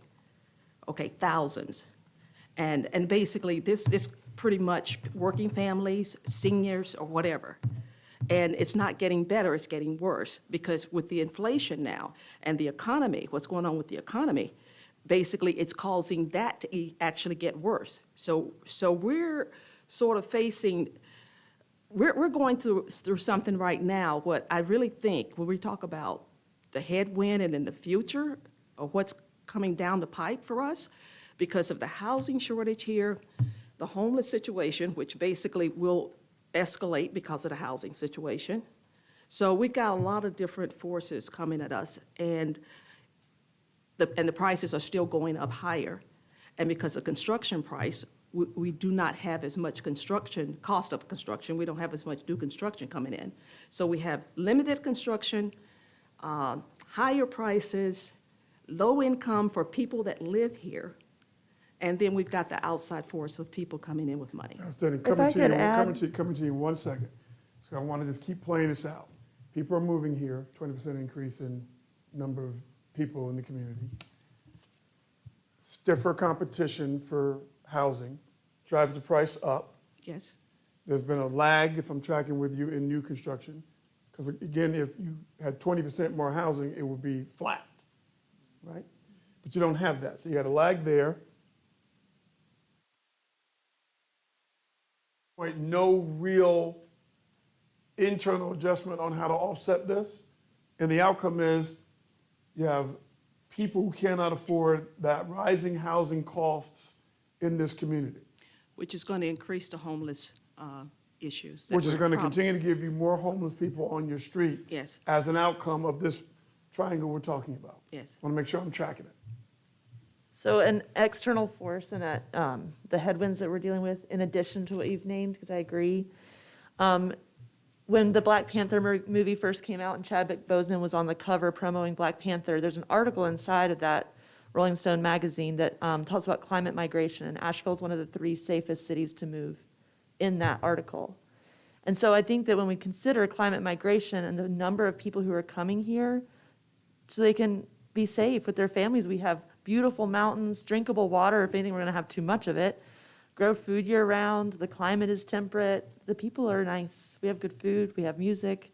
There's a lot of reasons people are moving here, but one of the reasons is they're running from places where there's fires and there's drought and the temperature is unreliable and there's storms. Yeah, because we're 2,000, about the elevation here is 2,000 higher, which means that we get the protection from storms, and we also get protections from the heat. So we're in sort of that sweet spot that people are coming to, and that's the reason people say to me all the time, people don't come here for the houses, people come here for the lifestyle. So and the lifestyle is what reflects the house prices here. And that's the reason a lot of times on council, when we are actually considering things as far as improving Asheville, you know, we really need to look at some of the things that we do, because in essence, what we're doing, we're making it more exclusive for people with money to come here. So we got to be careful with that. Listen, hold on a second. This is really good. Now, remember, in this first part of our conversation, we're just rolling around the context. This is the context. So one of the forces that you all have that at one glance looks like a tailwind is you live in a community that people are drawn to for environmental reasons. You look like Right? that's kind of puzzling. Yeah. We were on NBC News. We are a climate refuge. We are. So for me, I'm connecting the dots, because what if I'm projecting this out, that 20% since the census is going to go to 40. Is going Yeah, up. it's going to go up, yeah, And so without a I'm doubt. playing this out in my head, because they're not going to start looking for what I'll call safe harbors to live. Unless we, Not looking for Harvard. Right? unless we So can't make Dan our Murray, internal right? adjustments You know quick Dan enough. Murray? Pardon me one second. You know Dan's Dan Murray? here. So Dan Murray, I called him when I was up here in 2021. I said, hey, man, he called me about something with his new firm, and we were talking. I said, hey, I'm going to be up in Asheville, blah, blah, blah. And he said, Nicholas, I live in Asheville now. I said, you live where? He said, I live in Asheville. I said, when did you move up here? He told me. He's not retired. He's still doing his thing. And he said to me, I'm now recalling this, he said, I cannot believe how awesome it is. And he sent me a picture that looked like the picture I was looking at from my hotel room this morning. Beautiful sunrise and the rolling mountains. So there are more Dan Murrays who are coming to your town. And if you don't make the proper adjustments, these folks will come to your town and they will live it up. They're going to love it. And the very people that have lived here their whole lives and their families, they're going to get outcomes that are not, it's already happening. Is that what I'm hearing you all saying as Yes, a sir. sentiment? Please. And well, I was just gonna instinctively flip it of this is actually a really huge opportunity. Because if I spend too much time in it being frightening and scary, I just am not the type of leader I want to be. We have staff, past councils have been making internal adjustments. We did a bond in 2016 for the first time in 40 years, and a big part of that was for housing. That was a big, scary thing for a community that wasn't used to bonding. Good on y'all. Great job. Not enough. The county just did a bond last year. Awesome. Not enough. We've been making regulatory changes to the way we allow building in places that are healthy for our community and not enough. So, I don't know. there's more internal adjustments to be had. We're feeling the outcomes worse they are getting worse, and we are the people that can push those internal outcomes. Are there cities, because this isn't a new phenomenon that we're talking about. You've got a unique version of it, because I've not heard about this. It's almost a perfect place to live from an environment perspective, elevation of it and all of that. I've not heard that one before. But this is not the first time a community's gotten hot and people are literally flocking to that community. Are there communities who have figured out how to navigate this and get the lift from excitement and growth and revenue growth, even tourism, but also have been able to bring along everybody in the community to a large degree? Do we know of examples of this? So this is really, really epically tough stuff for most communities. I was in San Francisco in January. We know how it's going out there, right? I don't want to spare our folks in San Francisco. It's a mess. It's a mess. I think, since we're in the context section, something that we all know is that in North Carolina, our context as a local government is different than other cities. So even if we can find some cities that are getting some sense of a handle on it, we're in a state where the state legislature kind of has more authority over what we can and can't do in our city than in other states. Other states kind of, the state's in control. I'm like trying to be like PC or like soft about it, but the state has more power and influence over major decisions. So we might see solutions coming from cities that have struggled with this elsewhere that we legally can't do. So we all know that. Yeah. We signed up for that, but it does make it extra hard for Asheville. People send us, a lot of people moved here. So they send us, I used to live in wherever in Colorado and they did this program and you should do it too. And, they're allowed to do some local tax to raise money for some, we're just not allowed to do that. So we have, we've got tight guardrails because we're a Mother May I state for cities, but. Tough stuff.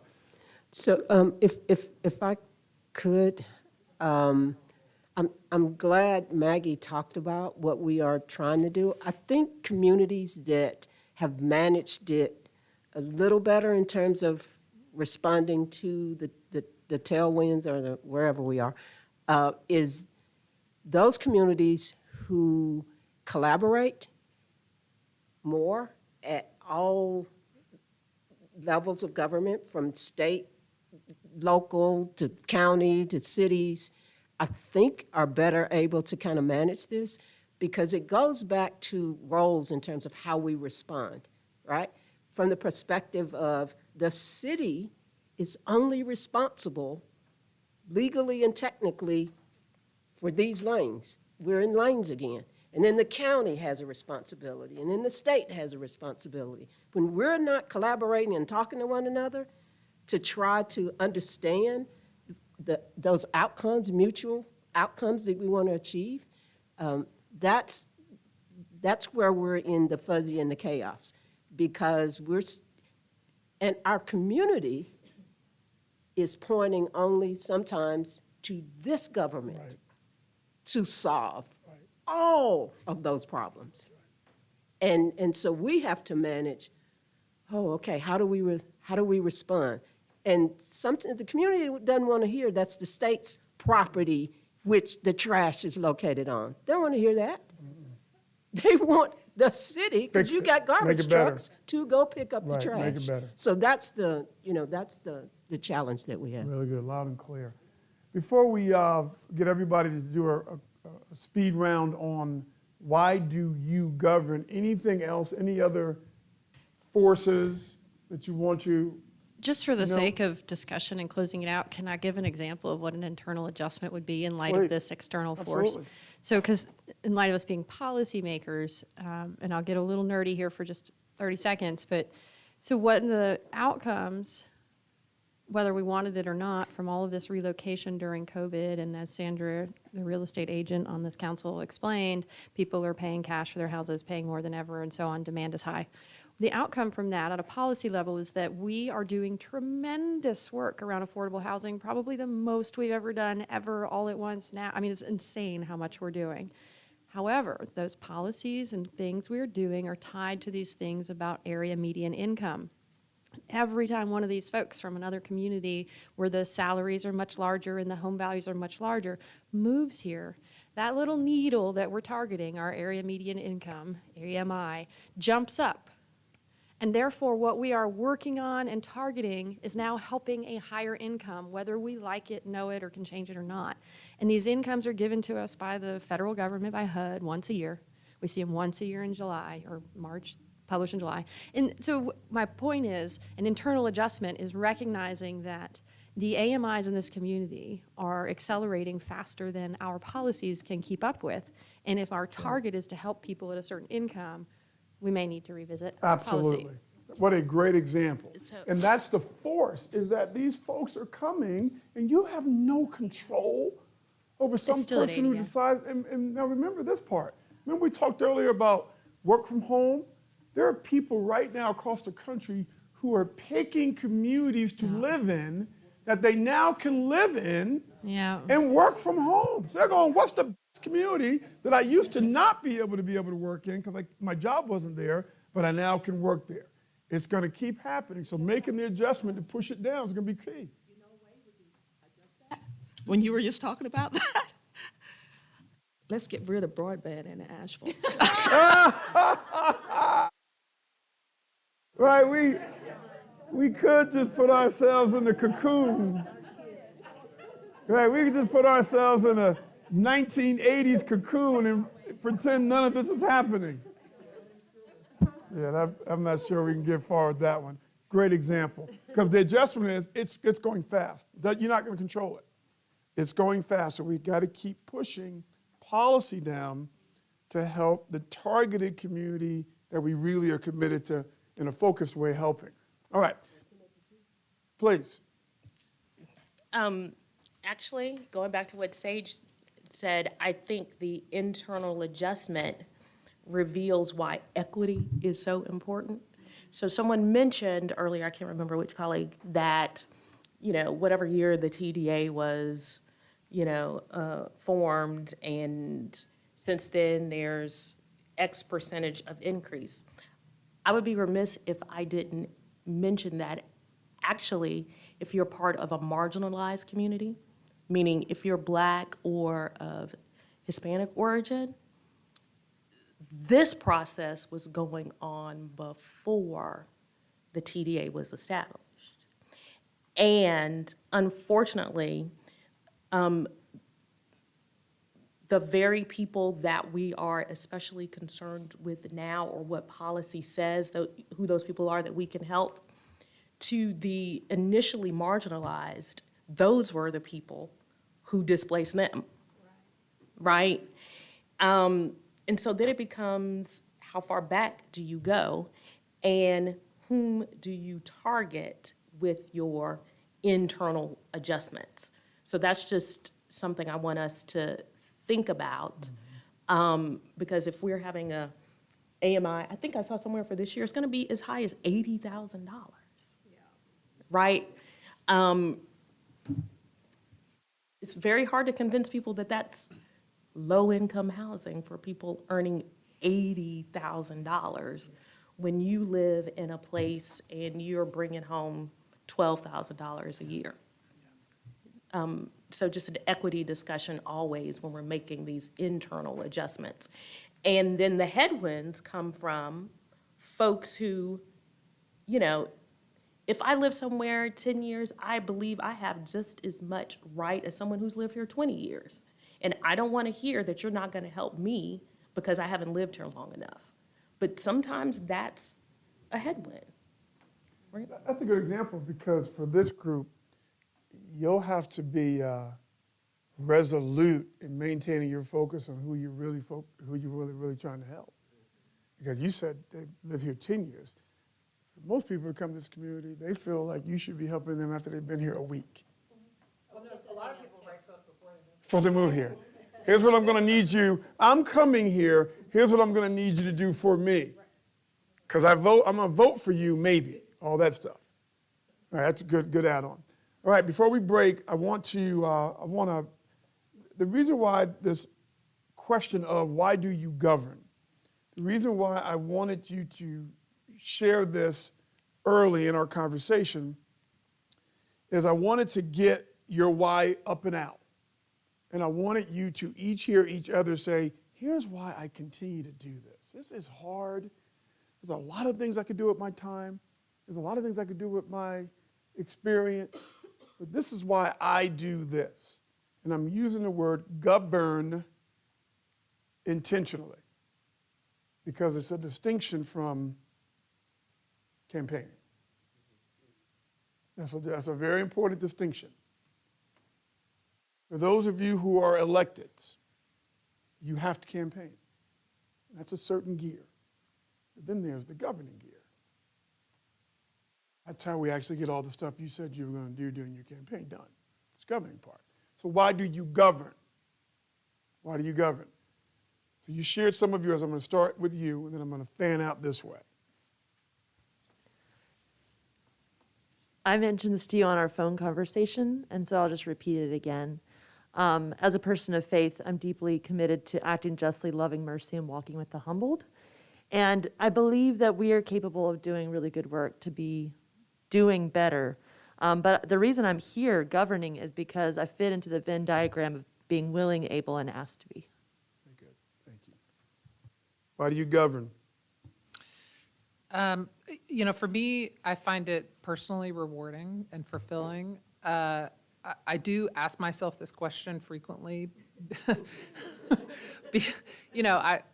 We all have a day job. My day job is a lawyer. I'm a litigator, and I have cases, and I can achieve a goal for my client. The case is over. The case is closed. And that's not how this work works. It's very different. It's super fuzzy, and it's pretty mushy, but I really enjoy hearing from people. I love hearing the different perspectives. I like trying to problem solve and fit them together. So for me, it's very personally rewarding. Outstanding. Thank you. Why do you govern, Ben? I don't govern. Except for my 3 kids. And I do that humbly. Yeah. So for staff, I got news for you. You work for the local government. You govern. You help fulfill what is decided. That's governing. My view, that's just my definition. We don't need to debate it because I'm sure it's not yours, but it is mine. You understand the point I'm making here, Ben? I do. I approach work with empathy, a desire to be community-oriented, and I want to help people be successful in whatever it is they strive to do. Outstanding. So, I appreciate that. Here's the deal. How long you been in government? 26 years. Yeah, 26 years. I'm at the 26 end. years of doing this. Yep. You could pack up your bag. You could leave tomorrow, and you could go do something not in the public sector. I know. Don't let him know that. Don't wake him up. The reason why I'm pressing on this is because you being here is a choice, just like them. And I want to make sure that why, that choice, not only is it clear to you, but they know why you're here. Because the work's got to feed that. That's the whole point, right? If you say I want to go and this is the reason I'm doing it, and you don't get fed that, you stop doing it. How do you govern?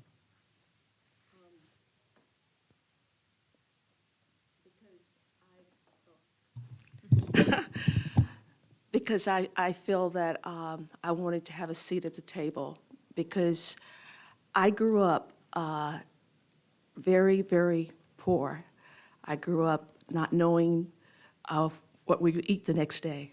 I grew up not knowing pretty much that I'd ever be able to go to college or, have clothes or whatever. I grew up, like I said, this is my city. This is my town. This was where I grew up with nothing. And I watched the people in the community reach out and help my family and help other families that need it. And then basically when I came back, and I left here after college, and when I came back home and saw the condition of people that I grew up with, and how things had gotten worse for them, that was my why. Is it still worth fighting for? It's still worth fighting for. You got to make sure you're clear on why you're doing this. This is hard stuff. How about for you? So actually, very similar to what Sandra said. In the campaign, I just summed it as I wanted to be a voice for the unheard and an advocate for the underserved. So I think in terms of justice on a personal level, you know, my ancestors were enslaved in this area. And when I look at the successes that have come my way, I can always trace them back to community members in Asheville. And I feel like I have to repay a debt. I have to serve. I feel like I have a skill set that makes me well suited for the position, and a privilege. And but by the privilege, when you were saying, Ben, I know I could go somewhere else and be perceived a little differently. But it's not lost on me that people who look like me are the only demographic that is leaving Asheville, and somebody's got to stay. Very good. Personal. So when you think about the own arc of your life, in every chapter you can see community contribution to who you've now become. So to pay that forward, that's personal. Why do you govern? First of all, I'm just really appreciating everybody sharing. I'm like in my feels and I really appreciate learning more about your whys. Why do I govern? Well, I'm been governing for about like 2 months, so I don't even like fully feel it fully yet, but my career, I've always had a personal mission to be the greatest lever for change. That's just like who I am to my core. And that started by being in public service in this city. And then I left for the reasons people leave public service, y'all. I left to start a family because I had to grow. I couldn't afford, like all the reasons that we have of the attrition. And I've been out in the private sector working for myself for 8 or so years. And I missed our circus. I know it's hard here, but there's so much harm in the world happening. There's so many bad things happening, and for me to like live in it, I need to be contributing to its betterment, or I lose hope, and like that doesn't work for me. So having left our organization, I wanted to come back because even though I work with nonprofits nationally and internationally, some of the most inspiring change makers I've ever met, the feeling of being part of this community getting better that I experienced when I was on staff, I wanted to come back to that because the world is scary and it's not getting less complicated. And so I don't know how I would work in a different way. I don't know how I would put my time towards something that wasn't towards trying to help it out. So I appreciate that because you were opted out, and opted back in. Chose it. And the last time you were in, you went through a series of interviews and somebody offered you a job. Hey, we're gonna pay you, come do what you do here. This time, you had to actually campaign to get back in. That means she means it.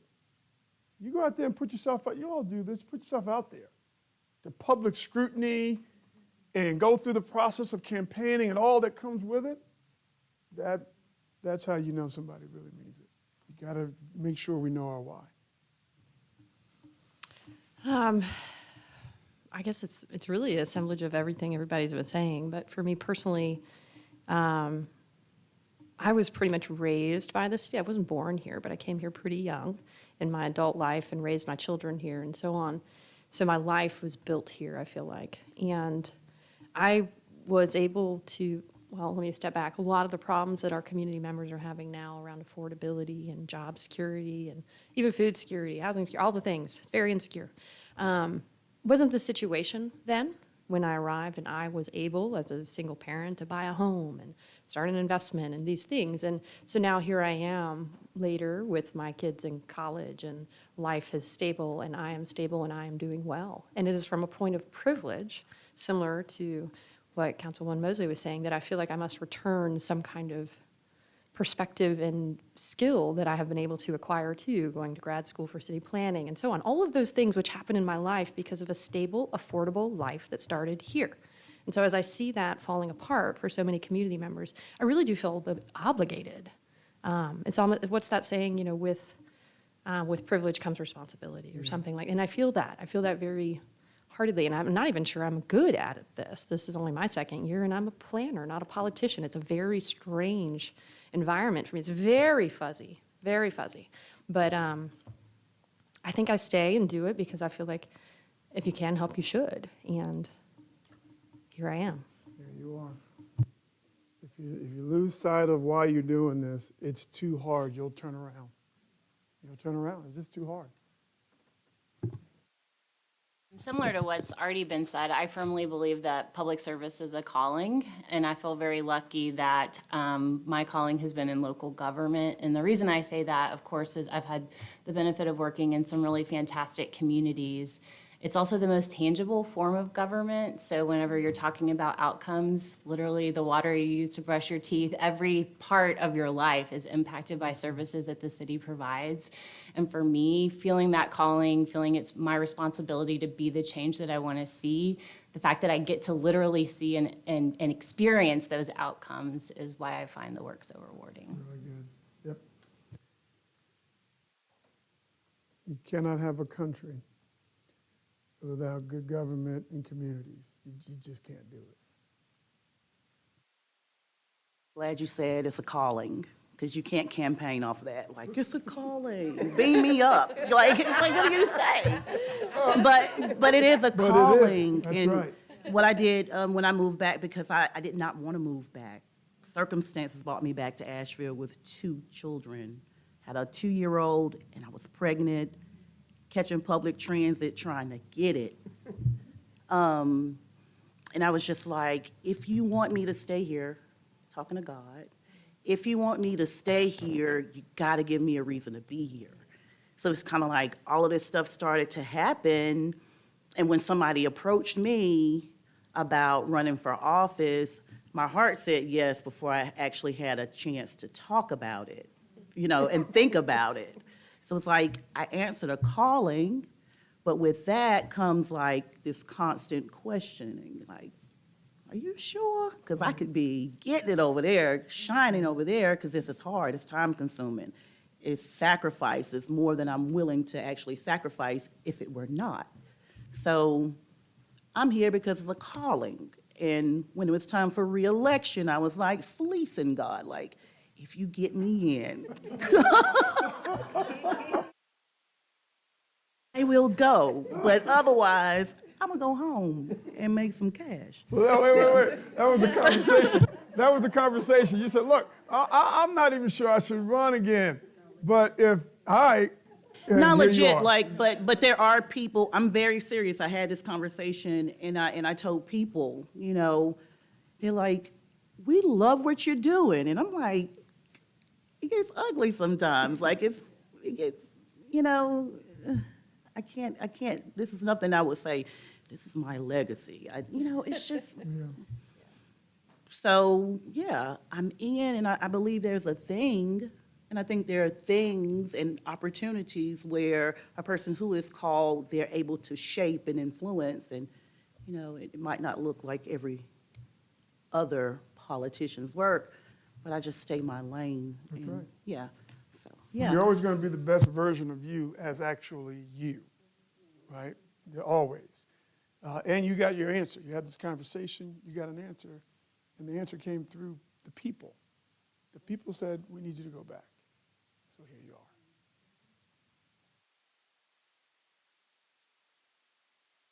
I'm a masochist. in seriousness, if I ever received a call, I missed it. I wasn't there because I never felt, I had no intention of going into government, no intention of going into public service, and didn't go into public service. I went into the private sector.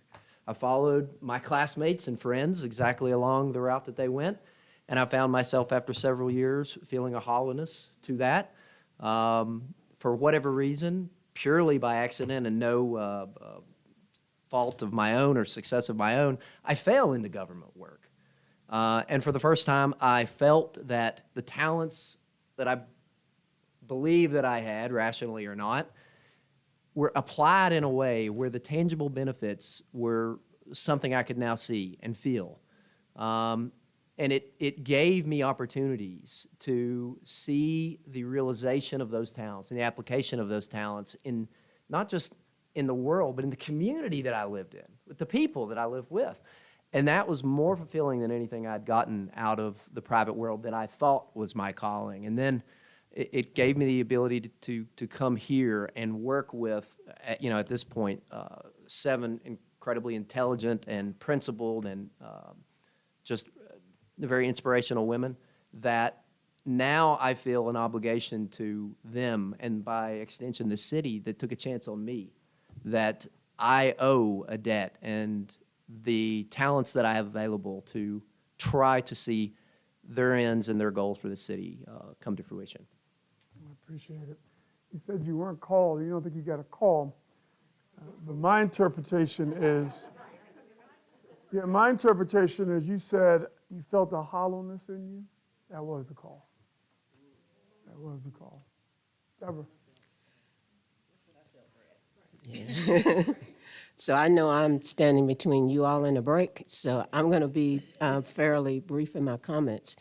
I think it's fairly consistent, particularly with what the other Black women have expressed, is too much is given, much is required. And for me, by the time I was 16, both my parents were deceased. And I had so many people, that village that supported me, encouraged me, even to the drunk on the corner. Baby, you can make it. So once, well, he wasn't child stuff. It was, it was real encouragement. So that village lifted me up. Public service was the best way that I found that I could repay that debt of that infusion of care and support. And you got to understand at my age, like 50s and 60s, we depended so much on community to help us improve our lives.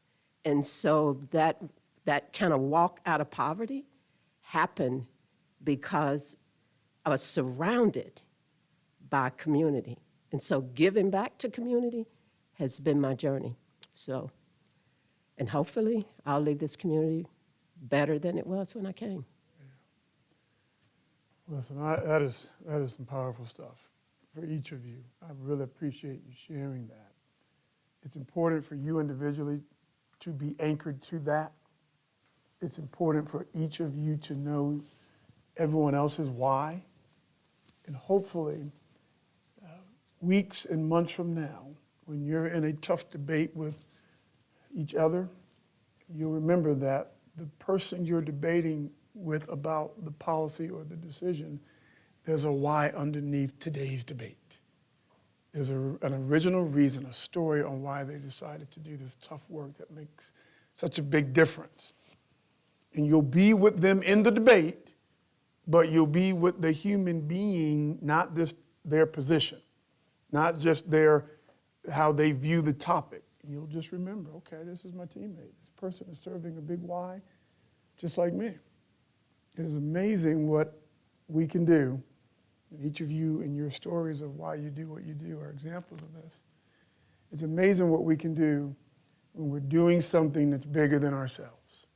That's what I heard in every single one of your examples of why you're here, something bigger than you. And now you put all that together, you can move mountains. So thank you for doing that. Let's break. We're doing good, off to a good start, rolling around in the context. And next, we're going to talk about, okay, so where are we going? Where did we say we wanted to go and take this community with? Where are we going? Let's take 15 minutes. That will give you a chance to check your devices. So we'll start back at 30 past the hour. Really good start.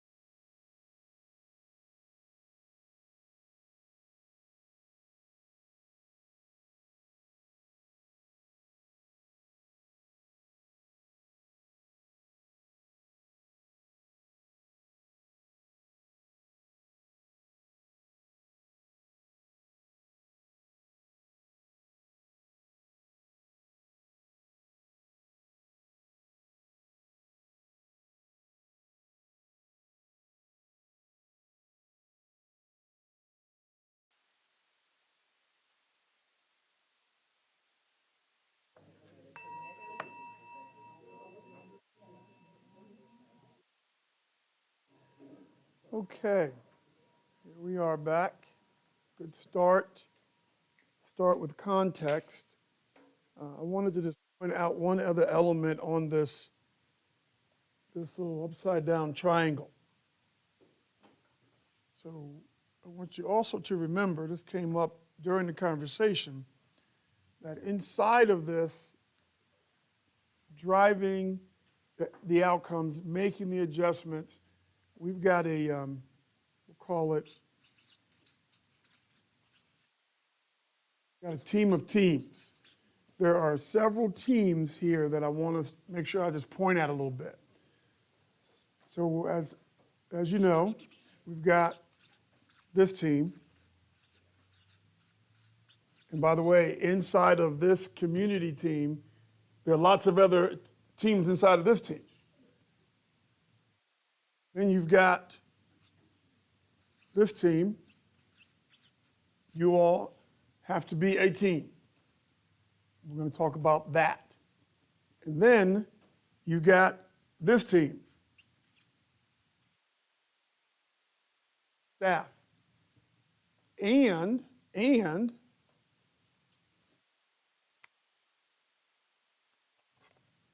have another team.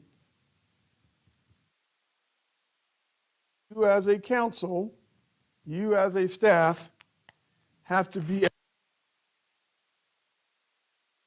with teams within teams. And then, of course, all of that is the big team. So you are a team of teams. So part of what we're going to talk about in a little bit is, well, what is a effective, collaborative, governing team? What's that really look like? Because it does indeed seem to me that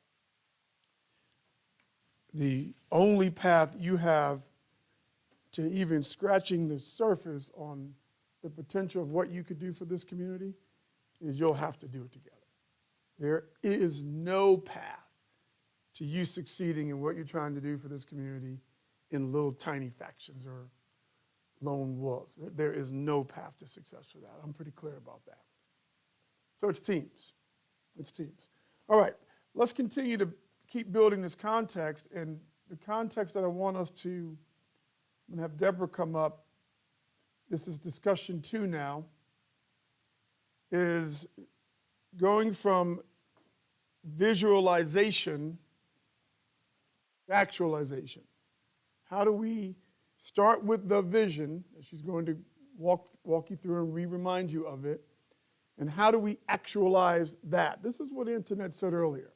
It's one thing to have a vision for a goal, but if you don't actually do it, it's not worth the piece of paper it's printed on. So let's start with the vision. Here you go. Clicker. Handing over my clicker to you now. Don't break it. Oh, see, that's what you get for being smarty pants. There you go. All right. The wand is yours.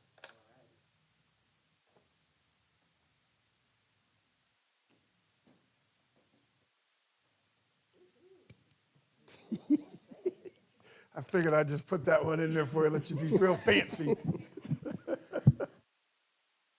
Okay, so before I start on, it went back out.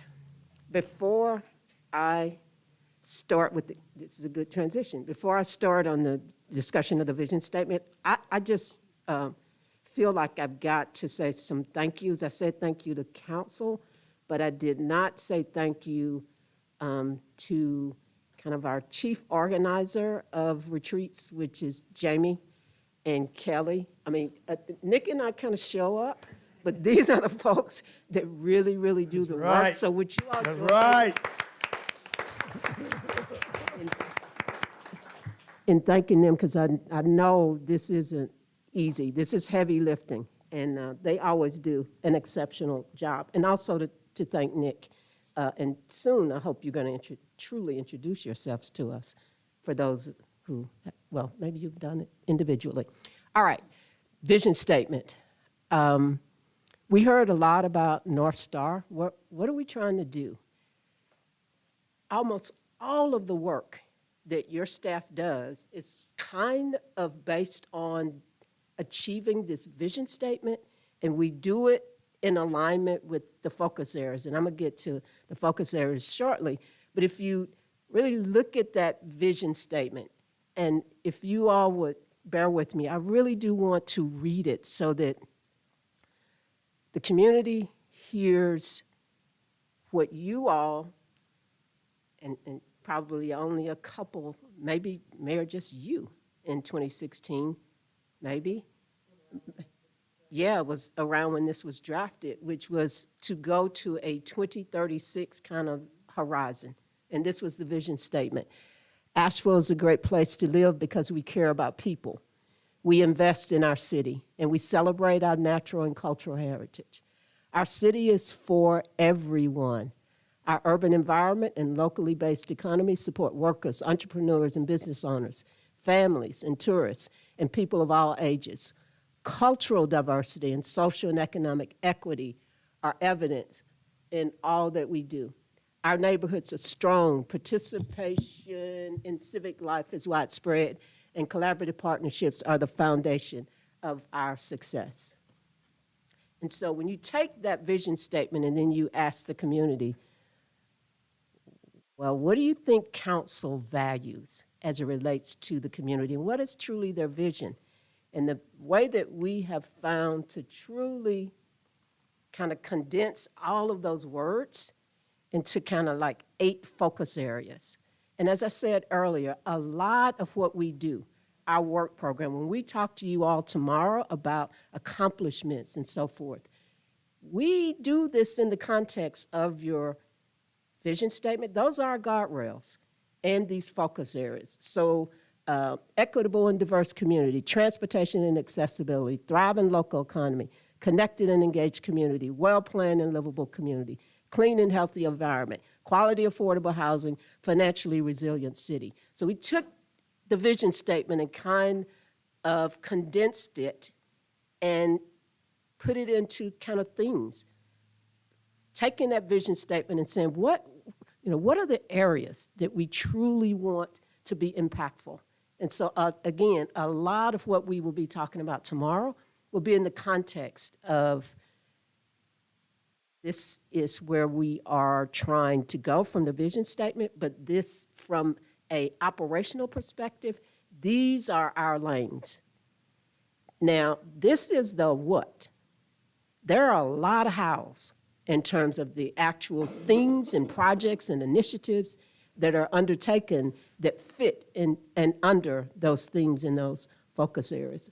So I will stop there. I don't know, Mayor, I know, again, you were here. The only thing I would add is I believe that this resulted from, and somebody correct me if I'm wrong, who was around, was one of those dots exercises, right? Yeah, I think so. This part, Yes, not I the mean- original vision statement. Well, the vision was a whole other, that was highly reported on, very confusing for the community to understand that visioning process. I believe that all that came out of it was Cecil Bothwell hoping for flying cars, and that's all the paper reported. Flying cars, that's what, so where we landed with the vision is sort of a miracle. But this, if I remember, was kind of a dots exercise, and then maybe staff sort of put the words together correctly from the dots exercise. Yeah. Well, it was an intense dot exercise. You got 3 dots, or I don't know how many dots you got. They were colored dots, right? They're colored dots, yeah. The dots color weighted. Yeah, there were weighted dots. It was advanced It was dot. fuzzy. It was advanced dot training. I have Not low. pictures of the dots if anything. And But so, this is yeah, from I'm sorry. 2016 as well, then. 2016? That was Yes. a- Right, and as we said, in terms of North Star, that vision is our North Star. These are the themes, and tomorrow we're going to talk about some of the hows. What have we accomplished as it relates to that vision and those thematic areas? And have we done as much as we would like to do? Absolutely not.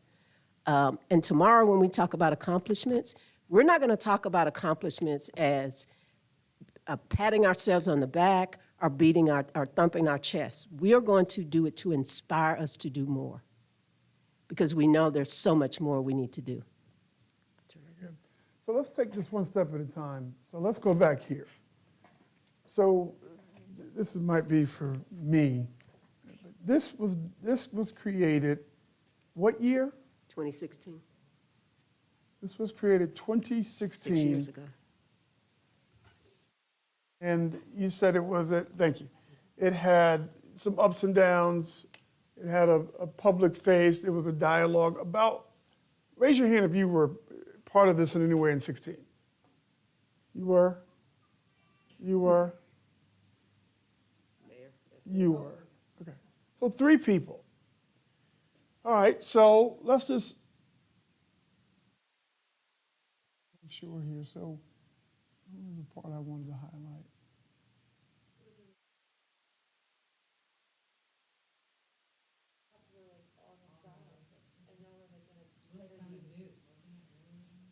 Right.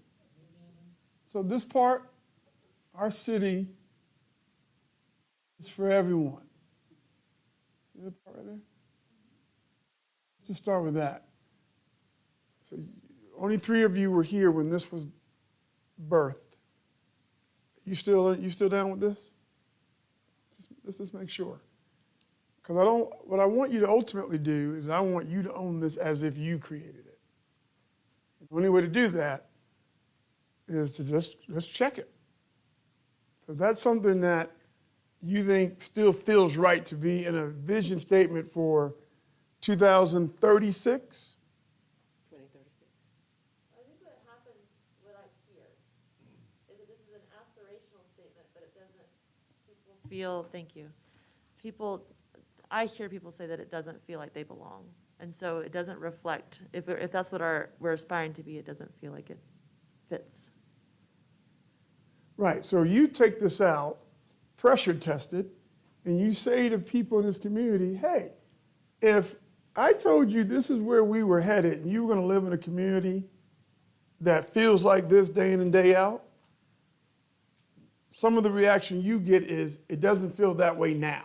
And I also remember Councilmember Young saying if we didn't say racial equity explicitly, we wouldn't get it done That was part of the debate back in 16? with former elected officials. Right. And it doesn't say that. It doesn't say racial equity. Right. So that was his view back then. That's how I remember it. You think new fish?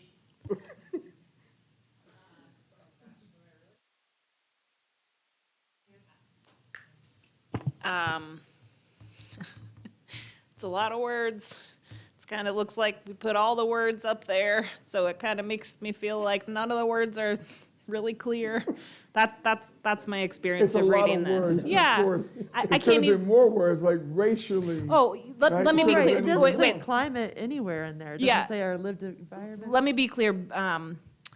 My reaction was not to what you were saying on racial equity at all. It was really just the raw, like when I'm looking at this and absorbing this as a vision. Yeah. And you're right, it doesn't say climate, so there's like new words that might be different, yeah. but I just think, And you would imagine a document like this over time would get dated, yeah, just because the world continues to morph. I mean, we are Yeah. living in a country that was created by a document literally written in 1776. Literally. That's right. And by the way, you think you have some stories on how the document was created? If you went back to 1776 and saw that process, I'll use nice language here, right? But the point is the essence right? You can continue to morph it and add to it and amend this part. You can continue to do that. So here is the latest focus areas that help us get a bit closer toward this 2036 vision. So is the spirit of this, spirit only, don't wordsmith it. That's a exercise in pain. Particularly, you can do it, I welcome you to it, but probably not this week. But is the spirit of it, can you support the spirit of it? not vote on it, just support it, to feel like a place that you'd want to live? Does this feel like a place you'd want to leave?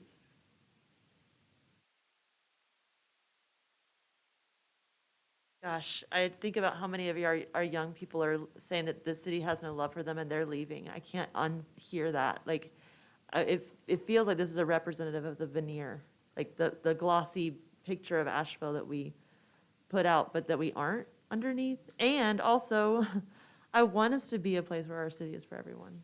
So it's kind of in the duality. But So the that's- purpose of a that's- vision is to imagine where you're going, not where you are. And it might be very true that none of these things are true. None of these things are actual. But making the adjustments and putting proper policies in place, can we get there? Or is this the direction we want to go? Do we want our city to be a place where everyone belongs and thrives, or our city is for everyone? Yeah, there are some cities who, they don't have that part in there. They don't even say it, and they're not interested in a city for everyone. In fact, there are some cities who wish some people would leave the city. I mean, we're real talk here, right? So the question is, do you want this to be a city for everybody here? You, I'm asking you. Is that what you want? For everybody that values.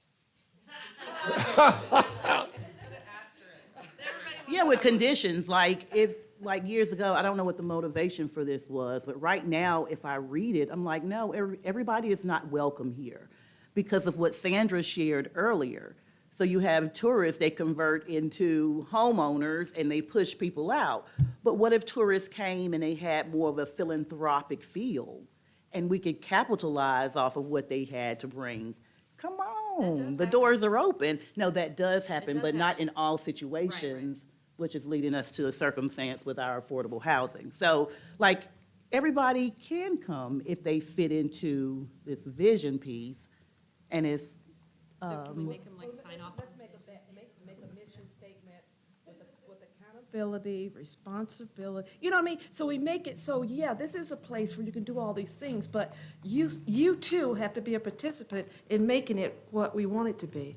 Well, I mean, and this is where we get into this. So vision, mission, I mean, this whole, I think the concept of a vision statement is a little bizarre to people. You know, you read this and you're like, that's not what our city's like. I mean, I remember trying to explain this to people over and over afterward. I'm like, no, it's just like what Shanika said. It's not what we are today. It's the idea of the future. So, and it does have too many words in it because that's what happens when politicians do a vision statement. Everybody gets their words in it. You know, we're not a corporation where they say, keep to 3 lines, you know, and it's got to be laser focused. I don't see climate resiliency or in there, and that, if we're gonna aspire to be a resilient city, I like, our neighborhoods are strong, could be something like, if we're gonna wordsmith this, put resiliency in there. We gotta do something about where we're headed on the way. Okay. So how about this? Because you have a vision statement, and a vision statement is very much like our own national governing document, Constitution. It's less than perfect, and it's a set of ideals. It's a place as a nation we're trying to get to, understanding that it's very unlikely we'll ever reach it, but the work is to see how close you can get. How about, this was done in 16? How you feeling about this? These still the right 8 buckets, or do they need adjustment? They're big buckets, and they were designed to be big, broad buckets? Well, when I think about, I want to apply the same thing that I asked to myself, is to stay open to possibility. And I think one of the things that I'm learning to do is to find a place for these to work, to stay flexible and creative, and these buckets work and provide that flexibility. Okay. What's They're your broad enough that they capture, you know, we're going to talk about our priorities, our 6 priorities that came out of last year's retreat. I think you could fit those priorities under and within multiple of these buckets. Yes, ma'am. And if you clean and healthy environment, even though your vision statement doesn't say that, I think you all kind of imagine that really we are talking about the climate or being inclusive in terms of that community value. Is that something you bring to this council that's really important from a policy and execution perspective? Yeah, I think I join others. But yeah, I mean, my career is fighting climate change, Right. from when I led Asheville's program to do that to when I've worked with national organizations on that. So I think there's the depth of local policy knowledge and execution strategy, as well as, the policy side of things. So if this group authorized you to write the white paper Oh, goodness. on, Don't tell Bridget. write the white paper on how we're going to have this community make radical movements towards sustainability, could you fit that white paper inside of that bucket? You could. Yeah. So I it's, mean, it's if a, I'm being it's a honest, container. it would live in all these buckets. Just like I think when we have conversations about racial equity, I think racial equity lives in every one of these buckets, and I think climate preparedness lives in every one of these buckets. But the short answer is, yeah, I definitely see a place where that Flexible, lives. right? That's what you're saying. Yeah. So, because here's the thing, it's not the words or this slide that's going to make any change. Don't forget that part. That vision statement, all good. If you spend a month rewording it, that wouldn't get you one step closer to making it better for people in this community. Well, it's a tool, and I saw it used in our last budget conversation when Antoinette mentioned like there's an area reparations wasn't getting addressed. So we were able to kind of like use it as a tool as staff to say, okay, we're seeing if connected and engaged community wasn't going anywhere, it's like, are we really getting the work done? Like, where there's ways that we can like use it as a tool. To check off, are we headed in, are we doing Checklist. anything there to move us in the direction we say we want to go? Right. And if like for some reason, if the community input survey, nothing comes up about financially resilient city, then we probably need to do some engagement and some education opportunities to help people understand the importance of how it fits in the whole picture. So it can serve as at the very least, as a cross-check. Does anyone have any policy priority, anything on their list that you feel like there's not a bucket for it up there? I mean, again, to the way this translates in the community, for example, there's not one that says public safety, which is apparently, right, I would argue that it's embedded too, but I could see people looking at this going, well, I don't see, and how come it doesn't say affordable housing? So, I mean, I think. It does. Okay, it does say affordable housing. That was a bad example. But earlier iterations did specifically say public safety. And maybe that's where like that core service comes in that we do have as one of our priorities. That core services, I guess you could say, are under all of these, but is it Yeah. obvious? I'm not sure. As a new person, the core service one I loved when I was campaigning, because really I could talk to anyone and be like, that's a core service, but it's really broad, because I think of our water utility as a core service. I think of I think of all of it, garbage. And so I'd love, although I could argue that it could be up here, I feel like I would like us to not use it as a crutch, because it feels really broad for me. Core services? Yeah. Because which services are That's core? that's in one of our 6 Yeah. priorities. So hopefully we can. It's a big one. I would almost Right. think that the feedback we're hearing from the community right now can all be tied to those 2 words. So you get these 6 here, 8 here, 8 focus areas. And then within the focus areas, you have 6 priorities that you're working from, right? And you've got a top-line vision statement that directionally says, here's what we're on our way to becoming, all good. So what I think I hear you saying is, there is a foundational element. You are the local government, after all, and core services is fundamental to why you exist, right? It'd almost be like having a NFL football team write a vision statement that doesn't include the word football. People go, well, of course, you're a football team, so of course, it's all about football. So I think this is your football. It's all about core services. That's just fundamental. So when you're talking to your constituents, it's of course, well, this is the reason why we exist, to make sure that the basic foundational core services for every member of this community are strong and available to all. And in addition to that, we have some aspirations that we're striving for. So that feels workable to me. That feels like, okay, it's not a miss. All that sits on top of, basic functions. Anyone else have any priorities, hot button topics, anything emerging that doesn't fit in any of that pyramid? The little house over there? Staff? I don't have any that don't fit in there, but I do have a question for us as a team is like, these 8 focus areas up here, and then the 6 priorities that were from council, they look really overlapping. And is the distinction between the two helping us or not? These 8 are right out of the comp plan, right? Like this is like page 2 of the comp plan, right? Right. So So these we're seem not- really fundamental. Yeah, and we're not really trying to amend the comp plan, right?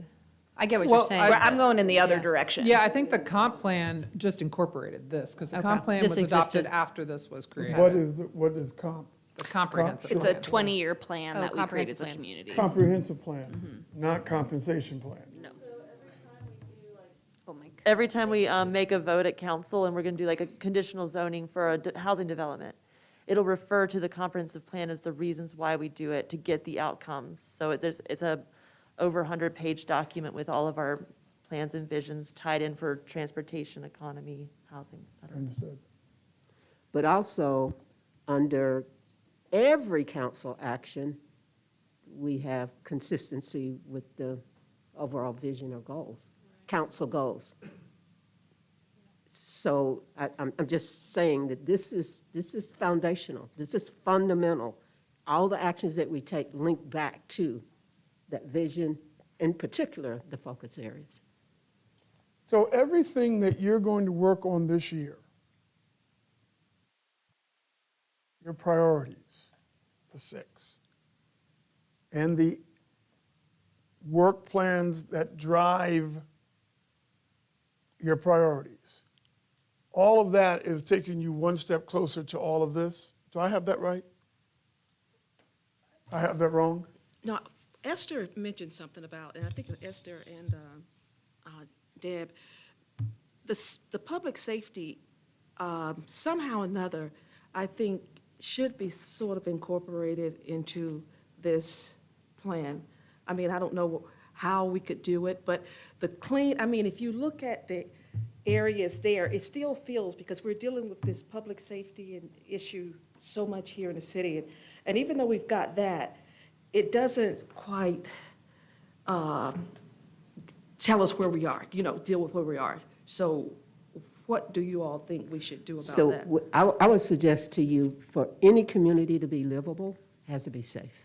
Yeah, but I mean, I But understand. it doesn't But clean the and absence healthy. of that language is Yeah. what she's speaking to. Like, Yeah. we seem to be hearing from the community members like, hey, have you forgotten that we have these core things that we're expecting? And it's almost like the absence of it is what you're talking about? The absence of it. Even though you do have it, it needs to be more in the forefront, or I think, to some degree. Could you just rename it like we just renamed, environment and public safety? So instead of clean and healthy environment, it's Yeah. Yeah, clean I would and think, safe, or, yeah, yeah, Healthy and safe. healthy and safe environment. and safe, so if we could do. Yeah. Just as a So little just note we- for all we of us, can I'm find the getting apartments anyway, so- texts from the general Yeah. public saying they're able to watch and hear, but they cannot see these whiteboards, and they're Oh. wondering. That's all. They I wanna don't know see that my it artwork matters, and my just scribble. sharing. I think this, because we keep referring to it. So, yeah, so we're not going to be able to display the whiteboards, but if that means we want to say a little, like maybe verbalize a little more about what we're looking at. And especially since we just combined the Public Safety and Environment Committee, then that would probably be better if we did that. I'm open to staff wordsmithing that bucket to make sure it includes safety. I don't know, does anybody, I mean, I want to be careful about, otherwise we're going to do a different retreat. If we're going to To be, go through the whole, that's right. yeah, we're doing, That but, one seems like there's alignment and there is a few important reasons to do so. The one that caught my attention is, I'll just call it branding. Like if you all have a brand as a leadership team and you go to the market and say, here's what we're all about, and you show them that, and it doesn't say safety, that feels like a brand mismatch. You mean you're not thinking about our safety? And so that one seems like an easy fix. So speaking of easy fixes, we're looking at the focus areas that are from the themes of Living Asheville Comprehensive Plan. 1, equitable and diverse community. 2, transportation and accessibility. 3, thriving local economy. 4, connected and engaged community. 5, well-planned and livable communities. 6, clean and healthy environment. 7, quality affordable housing. And 8, financially resilient city. So we've been talking about changes to number 6, which is clean and healthy environment currently, which has a whole bucket of work underneath that in the comp plan. I think what's confusing me and what would be confusing to the community is how do you hold a focus area and a priority together? To me, focus areas should not even be the title of that. It should be like the framework that gives life to what we do. You can't hold both. I can't have a priority and then fulfill all of those focus areas. Yeah, it's like the naming of it should be a little bit different. Then we probably won't spend as much time on it trying to represent what the community might get out of it. If we just name it as the framework, and they'll kind of know these are our guardrails, this gives guidance to every decision we make, then we don't have to worry about, explain it to the public, because they will know our 6 priorities will reflect everything that they care about. Just a little devil's advocate here, like, in my 2 years on council, we've never pulled this out and said, is this decision we're making tonight reflective of these 8 points? Like, are we spinning our wheels here?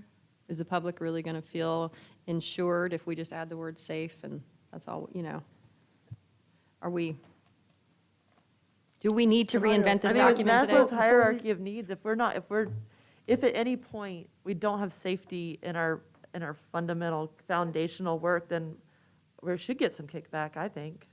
No, I'm fine with adding the word safe. I'm just saying, are we trying to hash out this whole document right now and all these No. priorities? No, we're Yeah. not. So No, let's not. No, I don't think there's any Right. forum for that. I think it's just a limited, put the word safety and let staff And let's figure go. out how Yep. to wordsmith that. Can I ask that you also consider what Shanika is suggesting? Language does matter. Oh, And renaming it priority- as a title? Yeah, And while you're at it, fix priority the and font. focus, those are gonna always fight with each other. I think it's gonna create Drives me crazy. unintentional, unnecessary confusion by having priorities and focus areas where you could easily call this some other language like our framework.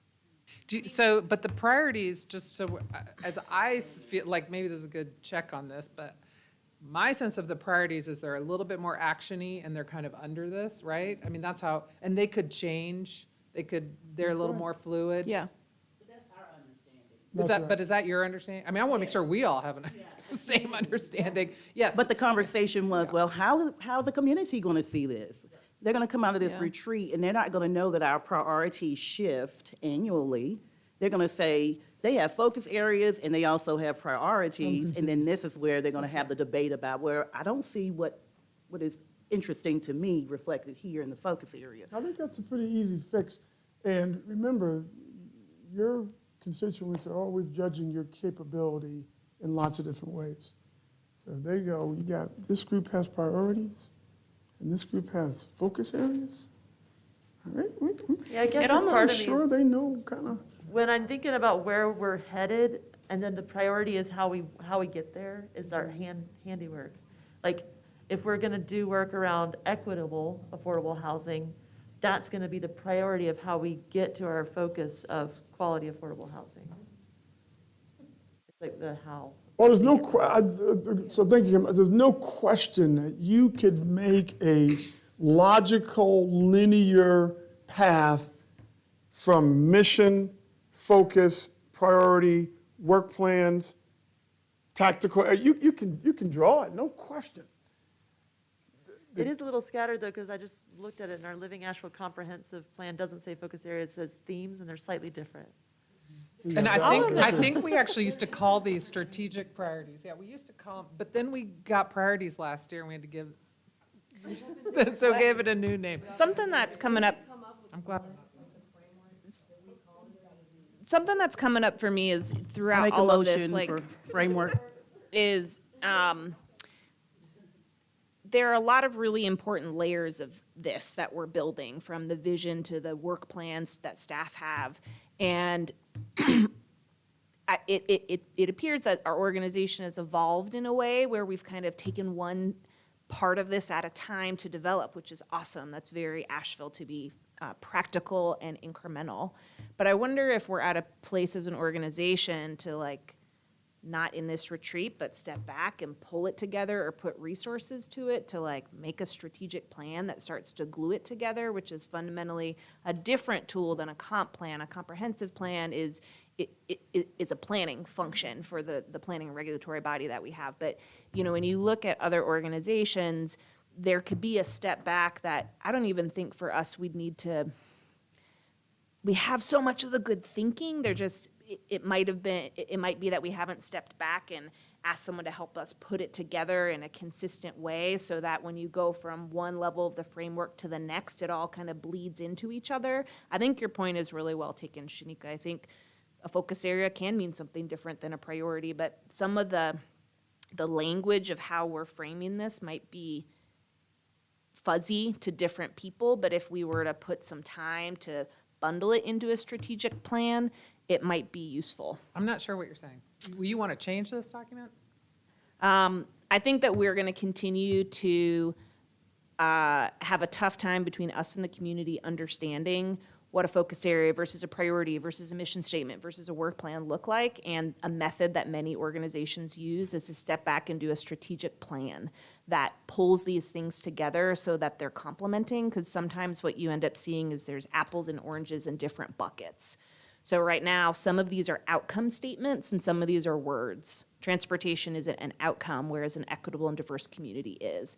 But in a strategic planning process, you might be able to make sure that each tier of the framework is apples. And so, So I have a Remember, question. we use the dots to do this. right, which is awesome. That's the whole point, is like, we couldn't even have this conversation had we not done dots. Like, Yeah, that's fantastic. no, I mean, I guess I'm just wondering what that would require to do what you're, you know. Strategic planning processes can be done internally with the management team. If there's bandwidth, they could be done by external folks. I would bet that in your leadership work, you're familiar with strategic planning processes. So this isn't, I'm just putting a thought out there, not for a decision at this point, unless everyone's like, this makes a lot of sense. But the point being, I think that the struggle we're having in this conversation is because there's blurriness and imprecision in the way that we're framing this stuff. I think that's right. And that a way to help us, many organizations who run up against this, deploy experts in strategic planning to help add clarity. I think that's right, because all these pieces are formed as a patchwork. Piece got formed here. For good piece reason. got formed here. Then you put together a quilt and you go, that looks a little weird, right? So perhaps some oversight and take all these pieces and wrap them together. Given what you're hearing, to kind of move us forward on this, what are you recommending? I would recommend the minor tweaking because honestly, this may be really, really good for us. But operationally and the impact on the community, what they're feeling, they want to know what your 6 priorities are. How are you going to enhance my life today? So yeah, and you're right. We do not have a real strategic plan. But I think some of the most important elements of a strategic plan is a vision and what are your core areas. And I think we have, I think we fundamentally have that. Okay. That, I think if we're going to put energy into something, it's your priorities and your goals for those priorities annually. Yep. Right. So would you, given what you all heard, this is a request for staff, the tiny little tweaks that got recommended here or talked about here, would you all come back to this group and say, here's what we heard, here's what we recommend? It's going to be a list under 3, sounds like. And then you guys take a whack at it, see if you can get agreement, put it in place, and move on. I'm gonna be a little bold here and just like, I'm having a pause over some of the conversation we've had, and I feel it, and I've contributed to it, so I'm gonna just name it. Sometimes people come here to visit and they fall in love with these mountains. I did, and even though I have family roots here, I was a visitor. And I think that, some folks come here with $700,000 to buy a house, and some people have $7 in a tent. And we're all humans in the community together. So as we're moving forward, I want to just I'm going to check in on myself and make sure that I'm not othering our neighbors, whether they're new yesterday or how many resources they have. I'm going to work on that. So just wanted to name I that. appreciate that. It's a representative body, and that's why I circled that for everyone part of the mission statement. It's hard to do, particularly when you get really passionate about people who are struggling. You can get over-indexed on that group and forget you've got people who call your city home along the entire continuum. So it's a good reminder. Okay, so staff, thank you for that. We'll come back and see if we can get all the way home on a few small tweaks, but put all of the effort into the focus areas, which move the needle day by day, month by month, year by year. So let's go to discussion 3. So I've asked this question, put it in the agenda. What is an effective, collaborative, governing team? So I want to shift your mindset.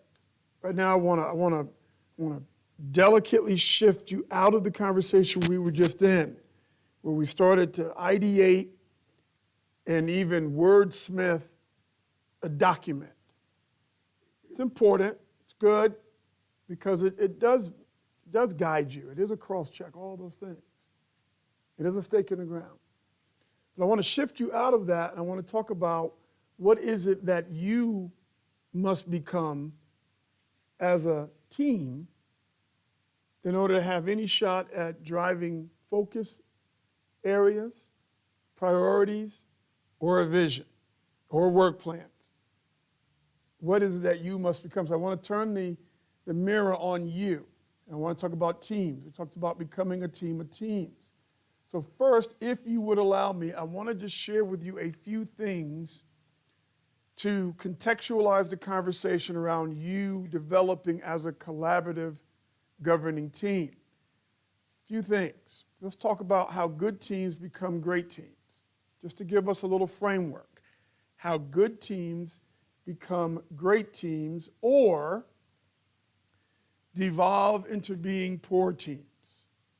What I'm about to show you, which most of you recall most of it from 2 years ago, this can either go, we've become great as a team, or we have completely fallen apart and become a train wreck as a team. It's delicate.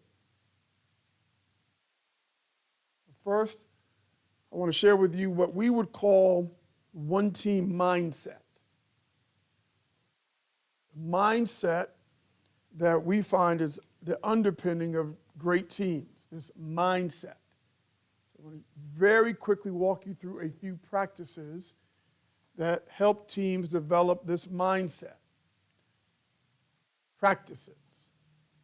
And by practicing these elements, it won't make you a great team, but it will turn you in that direction. Now remember, don't forget this part. When I say team for the next stretch. I'm going to be talking about this team in red. Council and staff. This is the team I'm talking about right now. All right, let's look at it. Mindset number one, or not mindset element number one. The team is prime. So really great teams have a disproportionate number of team members who the team believes the team is prime. In other words, primary. And they tend to operate in a way that they do not want to do anything that damages the team. So really think about what I'm saying. However I handle this situation, I can't damage the team.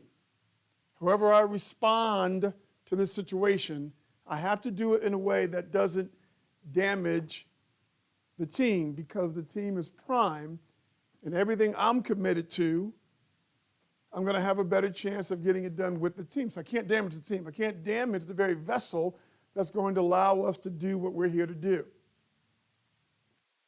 I've got a request from the media. Okay, they're asking me about a policy. They're asking me about a decision we made. All right, how do I respond to this media request in a way that doesn't damage the team? It's a mindset. Number two, if you want to go fast, go alone. If you want to go fast, go together. This is basic and often overlooked. Part of the way each and every one of you got in the roles you're in your professional lives and in this life that you're in here, is because of your ability to get a lot of things done. And part of the way you get a lot of things done is you do things fast. You all have that gear. So the tendency is to grab it and do it the fastest possible way you can, which normally is just you. You'll have to constantly fight the impulse to go fast. Sometimes going further, making more community impact in your case, is slower than you're going to want it to go. It's going to be excruciating. Number three, low meism, high weism. This is a part of the mindset. It is about the we. It is about the team. It is not about me. 10 are better than 1 when 10 execute as 1. 10 are better than 1 when 10 execute as 1. Now, specifically for you, I'm talking to the council for just a moment here. So as an elected official, in order to get in here to help your community in the ways that you talked about earlier, you have to get into that mode. And last year, with the exception of you, Sage, everyone else was in campaigning mode. All good, it's part of the deal. And part of campaigning mode is the competing part. Now listen to me very carefully on this. Part of the campaign part is you have to go out to the community and you have to talk about you a lot. By the way, that's the opposite of weism. But this is part of your deal. This is a strange little world you live in as elected officials. You have to go out and say, hey, let me tell you why I am awesome for the role of a council person. So you have a lot of me. And then you even have to enter into the competitive mind. Let me tell you why I'm better in the role of councilwoman than my opponent. That's pure comparative state. It's all part of the deal. It's fine. I'm not demeaning it. I'm not judging it. It is part of your life as an elected official. This is the way it's set up. Then there is this, the collaborating part. So last year, all of you, with the exception of one, were in campaigning and competing mode. And each one of these has a mindset that comes with it. So now the campaigns are over. So your ability to be versatile, to be able to now switch gears and get thoroughly into the collaborating mindset is crucial. And sometimes, by the way, when you're in a campaigning mindset and when you're in a competing mindset, You're trying to convince the market, your constituents in this case, that you're the best one and vote for me, not the other, and all that stuff. What'd you say happens in the fuzzy if we don't manage it well? Relationships get dinged. So now you've got relationships that get dinged, feelings that get hurt, and now you're trying to go here. That's why this versatility and remaining locked in on what the big reason why you're doing this.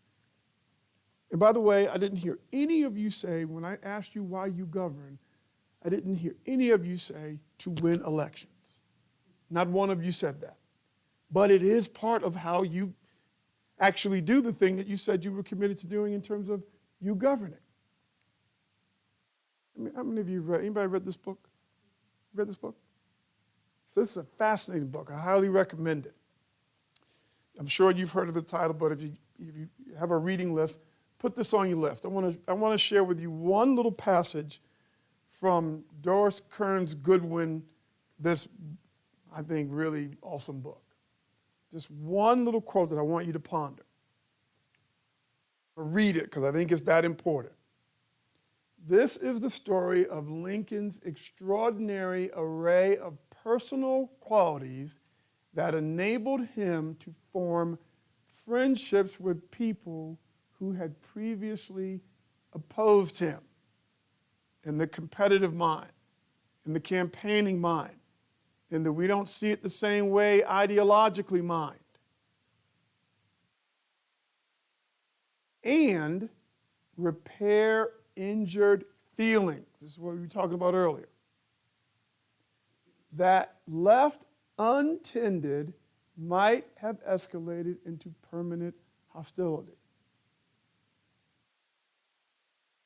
For you, I believe one of your pass-fails will be your ability, all of you, to get into this collaborative mindset. Where the mindset goes, behaviors will follow. Lo me.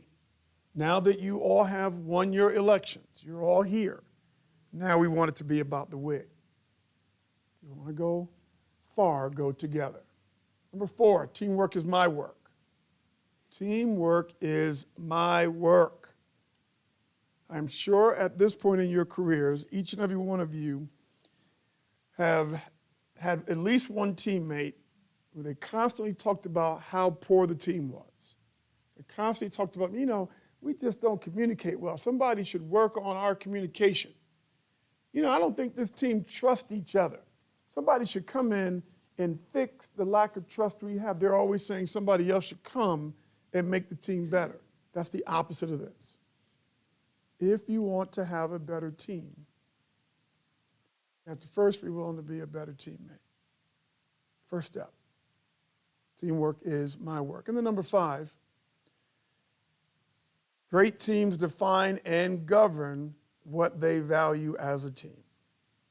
They define it and they govern it. They govern to what they value. Step 1, they define what they value. What we'll call the ABCs of a team's culture. Very simple ABCs. There's the attitudes, actions, behaviors, and choices. So rather than say, hey, we want to have an awesome culture, great teams get very specific in what it looks like. And then step 2, they govern to what they say they value. In other words, they hold each other accountable to it. Here's what we value. Here are the behaviors we value as a team. Not some esoteric behaviors, but the values we say we value as a team. The behaviors that we value as a team. And then they hold each other accountable. And think about this very basic example. Let's say wherever you work, there's a road that you take to drive home, from work to home. And the speed limit on that road you drive from work to home is 50 miles an hour. 50. And you drive that road home every day, 50 miles an hour is the speed limit. And then you notice after driving this road for months, you notice that there is never a patrol officer monitoring are people actually driving 50 miles an hour. It's never. I drive this road every day, and there's never a patrol officer. If there's never a patrol officer and the speed limit is 50, what will some people do? Speed limit is 50, what will some people do? Say again? Some people will go, they won't go crazy, they'll go 55. What will other people do? 65. What will some people do? They're right. In other words, they'll just keep going. They'll just keep pushing it because why? Because they can, that's right, and nobody is out there holding them accountable to honor the law they said that they would honor and abide by when they signed their driver's license. So it's the failure to have accountability, in other words, governance, that erodes teams. So for you all, that will be your challenge. Now you have a compact that you have in place, correct? You know about the compact? New fish? Okay, okay. So how long have you been, you got elected in November and you started in January? In December? You don't have the compact? That means no radar gun. All right? You don't think what? We haven't signed it? Okay, well, let me show it to you. Let me show it to you.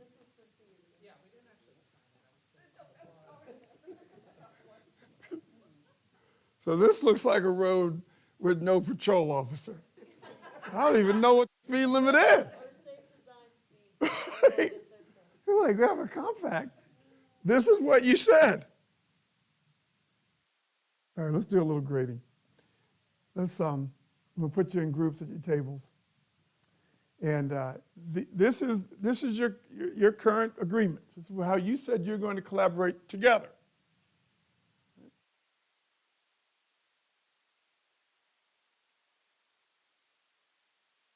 Let's hand those out.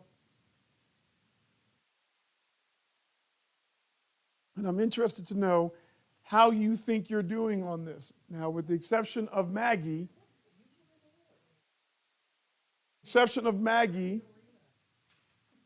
Rachel, you came when? So you've been here a year. Okay, so you're in. So with the exception of Maggie, Maggie's the only one who hasn't been together for at least a year with this group. I've only been in this position since October. So we'll call you a slightly new fish as well. Yeah, slightly new. Slightly new. I came to the pond just before that. Very good. So here's what I want you to do. I want you to cluster up. The three of you are going to be a little team. The four of you are going to be a little team. And the four of you are going to be a little team. And here's how you're evaluating each of these. We're going to keep it moving. And I don't want you to overthink it. I don't want you to overtalk it. I just want you to hit it. Here are the criteria. For each one of these, I want you to ask yourself, based upon your experience, go by one, be patient with your teammate as they bring their full self to the team. Passion, knowledge, wisdom, intuition, etc. Is that one broken down? Has that one been a little bit wobbly, or is that one held strong? I want you to go through all 14 of these and label each of them in your view, broke down, it's a little wobbly, or it held strong over the past year. Let's just, with this team, let me make sure I'm really clear about this. Your experience of each other. Very good. Hold on one second. Let me make sure I'm real clear about this. Thank you. It's very useful. So to answer your question, Antoinette, what you're going to evaluate is how this entire group, all of you as a team, how you're doing on each of these 14 agreements that you're sitting in. And for each of them, you're going to assess, has it completely broken down? In other words, we're not doing it. Is it a bit wobbly, meaning we're doing it sometimes, but sometimes we're not? Or has that agreement held strong for each of the 14? All right? So first thing, everybody go through their 14 and assess each one. I want you to do it first on your own. I want you to have your own view, that's right. So, there you go. Go ahead, just go ahead and take it one step at a time. Everybody assess for themselves, go. Yeah. Nick, if I could have Jamie just give an announcement in terms of the live streaming and this session. Go ahead, Jamie. Right. While you all are in your breakout groups, the audio will be off for those listening or in the streaming, but we'll be taking some notes and they will be posted. We're going to pour it out. All right, thank you for that. Step one, everybody fill out, assess all 14 yourself. A B for broke down, or let's say, call it BD for broke down. A W if you think it's kind of wobbly, it's not completely broke down. And a HS for it's really holding strong.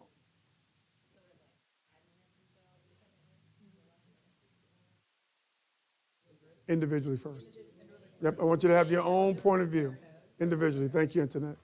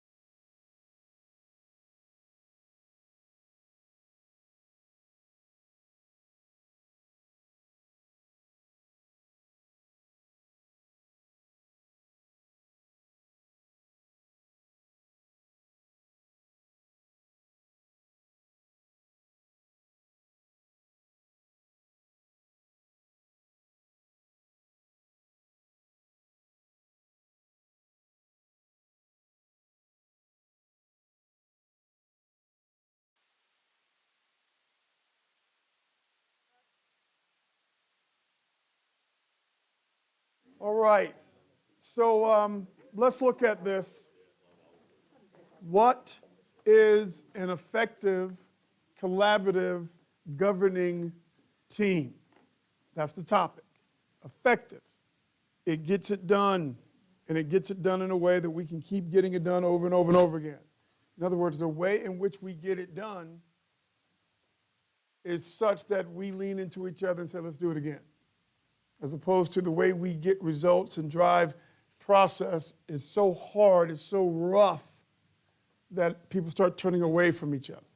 So what is an effective, collaborative governing team? So this group, give me one of your held strong for any of you.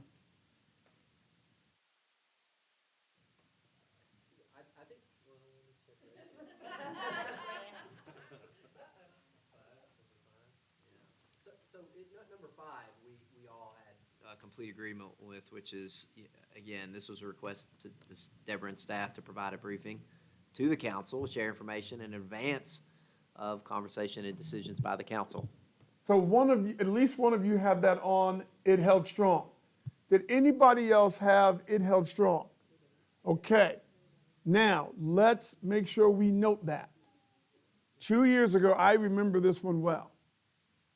So the fact that we've made progress in that one, we put the agreement in place to become a more effective, collaborative, governing team, because good collaborative governing teams would do number 5.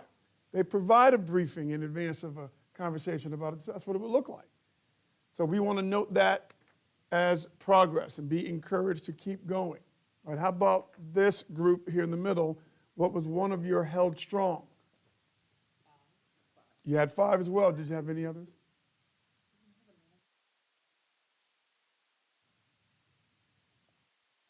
Okay, all right, fine. Just want to see it. Like, this is the assessment. You only had like 2 held strong, so it was hard for us to help you. Same over here. We had some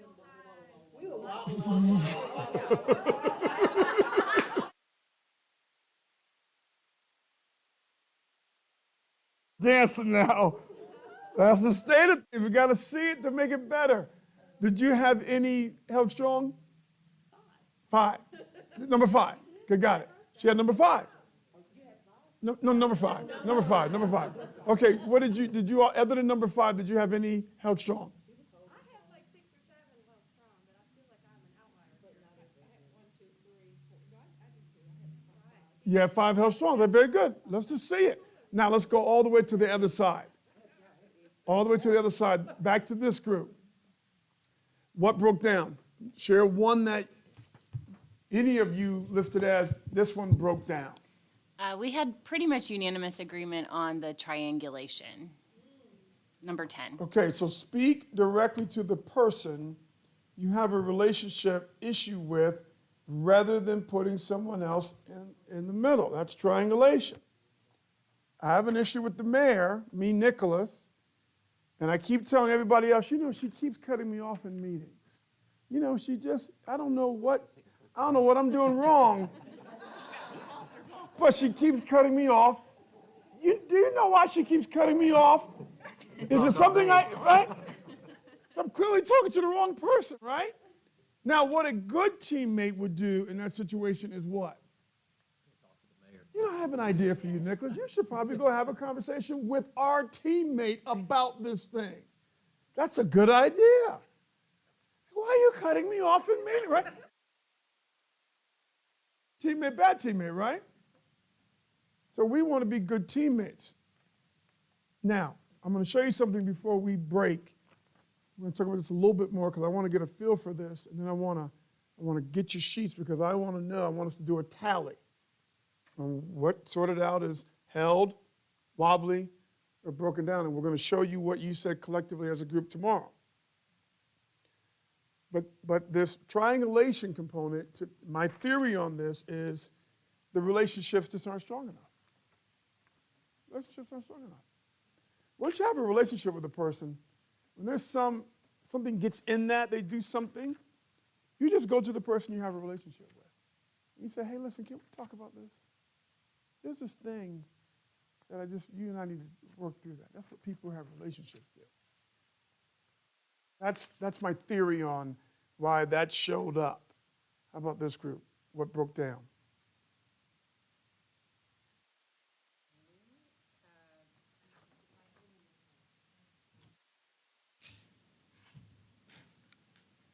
Actually, I don't have it on my list. I think did we have 10 as a, no, I don't know we had consensus on a breakdown. I only had 2 What'd you have that breakdowns. broke down? I had bring a mindset of ownership to the process as a breakdown. And what Bring a mindset of ownership, that one broke down. well, I don't even think it broke down. I don't think it's happened yet. Really? Well, not across the board, no. So what would anybody can answer this, what would the opposite of a mindset of ownership sound like? Right, or blameism. I don't know who did that, but it certainly wasn't me. It wouldn't be we made that decision. It would be they made that decision as one example.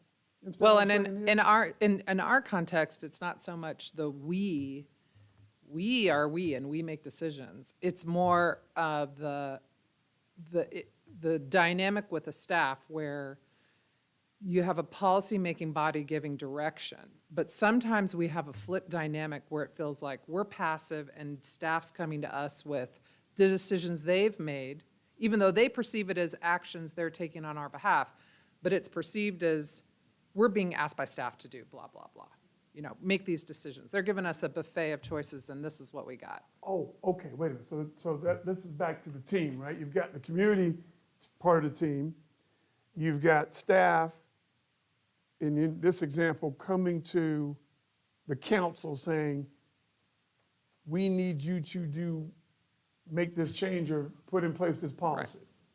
And Or it's on the consent agenda and it's the authorization to execute this contract, or, it's very action, it's operations, right? But it's got to be something staff's worked on because we don't do that side of things. So am I making any sense where at would all? the failure, the lack of ownership, how would that show up in that scenario? Well, to me,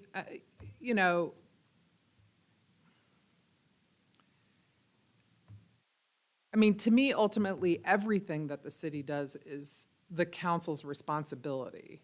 Should be owned by the council.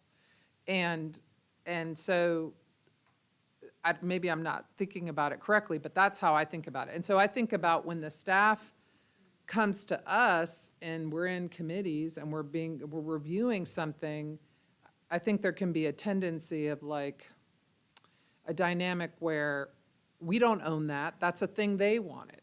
Oh, very good. And so that you're speaking about the council in this case. The council wouldn't own it. They would say, well, that's on staff. All right, so again, this is back to me reading the newspaper. I can reflect an example where you did own it. So in the article I read, did y'all see this article I keep referring to? Which one would you be talking about? There were a couple about you on the front page. I didn't even get past the front page. The article about the public forum for budget input. And, some folks that came got pretty passionate. And they wanted to say you, and they were blaming staff. And you said they serve at the pleasure of, right. That's ownership. That's saying, listen, whatever they're putting in place is a derivative of a policy decision that we've made. So right here, that's ownership. Tracking with me? That's my perspective on it, yes. That's how I feel about it. And I had my mask on, and she couldn't see the broad smile that I had on my face, that she owned that, she took that. Sure. That's what it looks like. Other council folks, what do you think about this? This one? I said held strong. Yeah, wobble? What was your reason? Sorry about that. I guess for me, I was looking at it more in light of like the water and as a community, when something's happening, like right now, we have this little crisis in the media and business community downtown. And I looked at it as, are we owning it? Like with the water, did we ever really hold ourselves accountable? As Esther says, like at the top of the chart, there is the council. Did we ever step up and say, we are really sorry this happened, we acknowledge that it happened, and this is what we're doing? And do we own it when, I just think this happens a lot. I'm not sure that we, as the leaders, recognize that we are the highest body, and even if we can't impact it or change it right then, are we owning it? And saying, like, if we ever acknowledged we're having a shortage of staffing crisis, and this is why, and we know we can't meet your needs, and the city is dirtier than we want to see. Like, we tend to say action statements, but I'm not sure that we own it in that way. Do you know what I mean? Yeah. Can I ask for some clarification on that? Sure. When you're talking about the councils at the top, do you talk about organizational closure? Yes, Because that the public like- is at the top, right? Sure, I guess I mean in the responsibility of governing the city. At the end of the day, who's ultimately responsible? Like if we can't, we don't direct the police department, right? But at the end of the day, the community holds us responsible for the public safety. So I guess that's what I'm, yeah. Right, and you are the leaders of the community. We don't have anyone past us to look to. Yeah, and you're the leaders. Yeah. You've raised your hand to say, I will lead this community forward. Yeah. And when So- we're failing at something, I want us to own it. That's what I'm Right. getting at. And But internally, do you think you're failing, or do you think somebody else internally is failing and it's their problem? I'm looking at it as a weism. I don't want to, Well, but I mean, how you phrase it, yeah. because I don't always get that sense on this council. I feel like a lot of times the council is like a consumer protection division, and they stand outside the city and they say, that city's not doing a good job. Huh. I mean, have you never said the city's not doing a good job? I think there are some things, sure. But do you own it? Yes, I try to, yeah. I mean, that's where I think it's,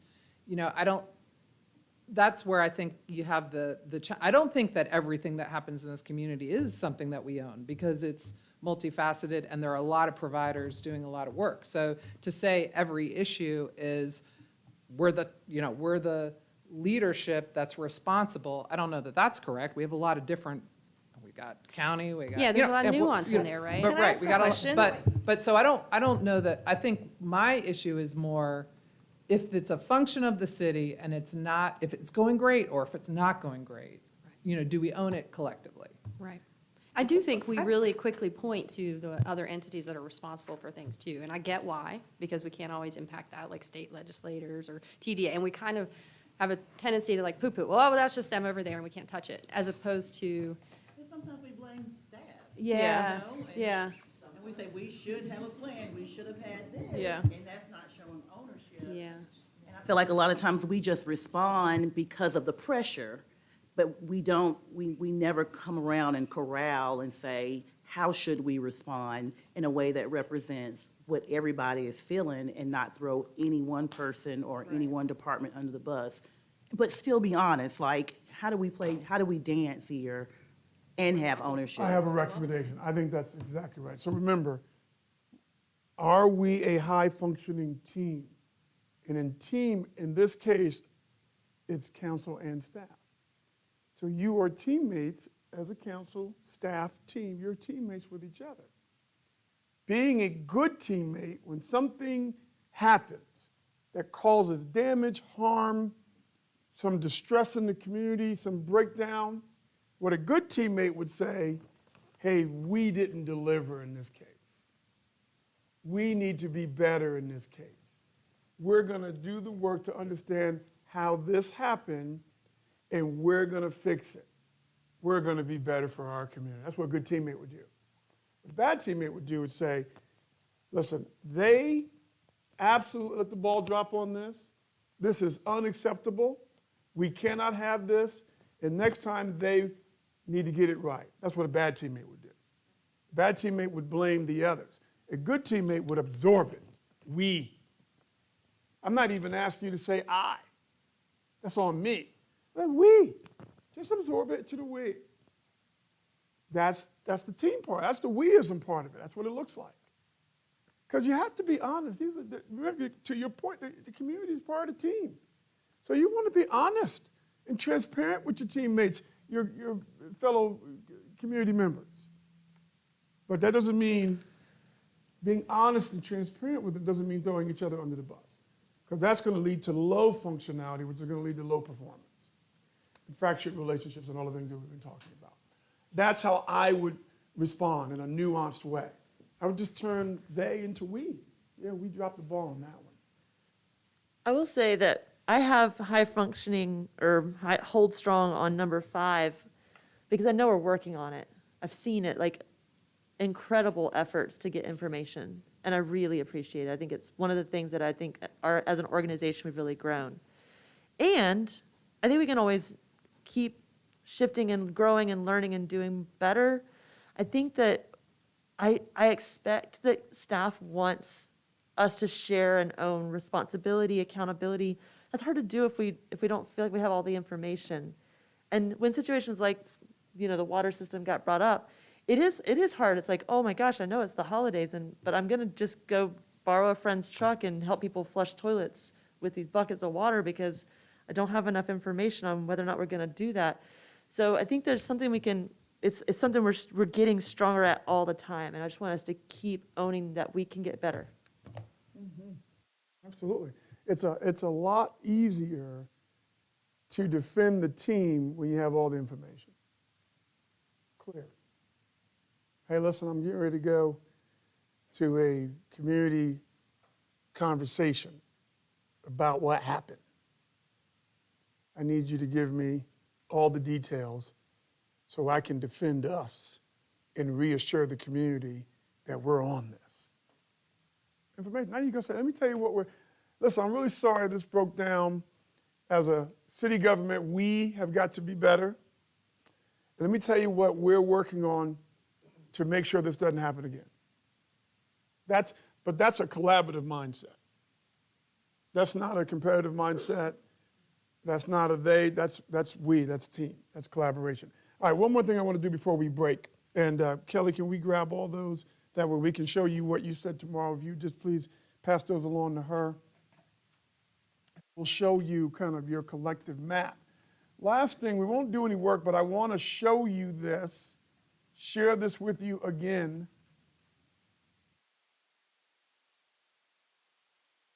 How do good teams become great teams?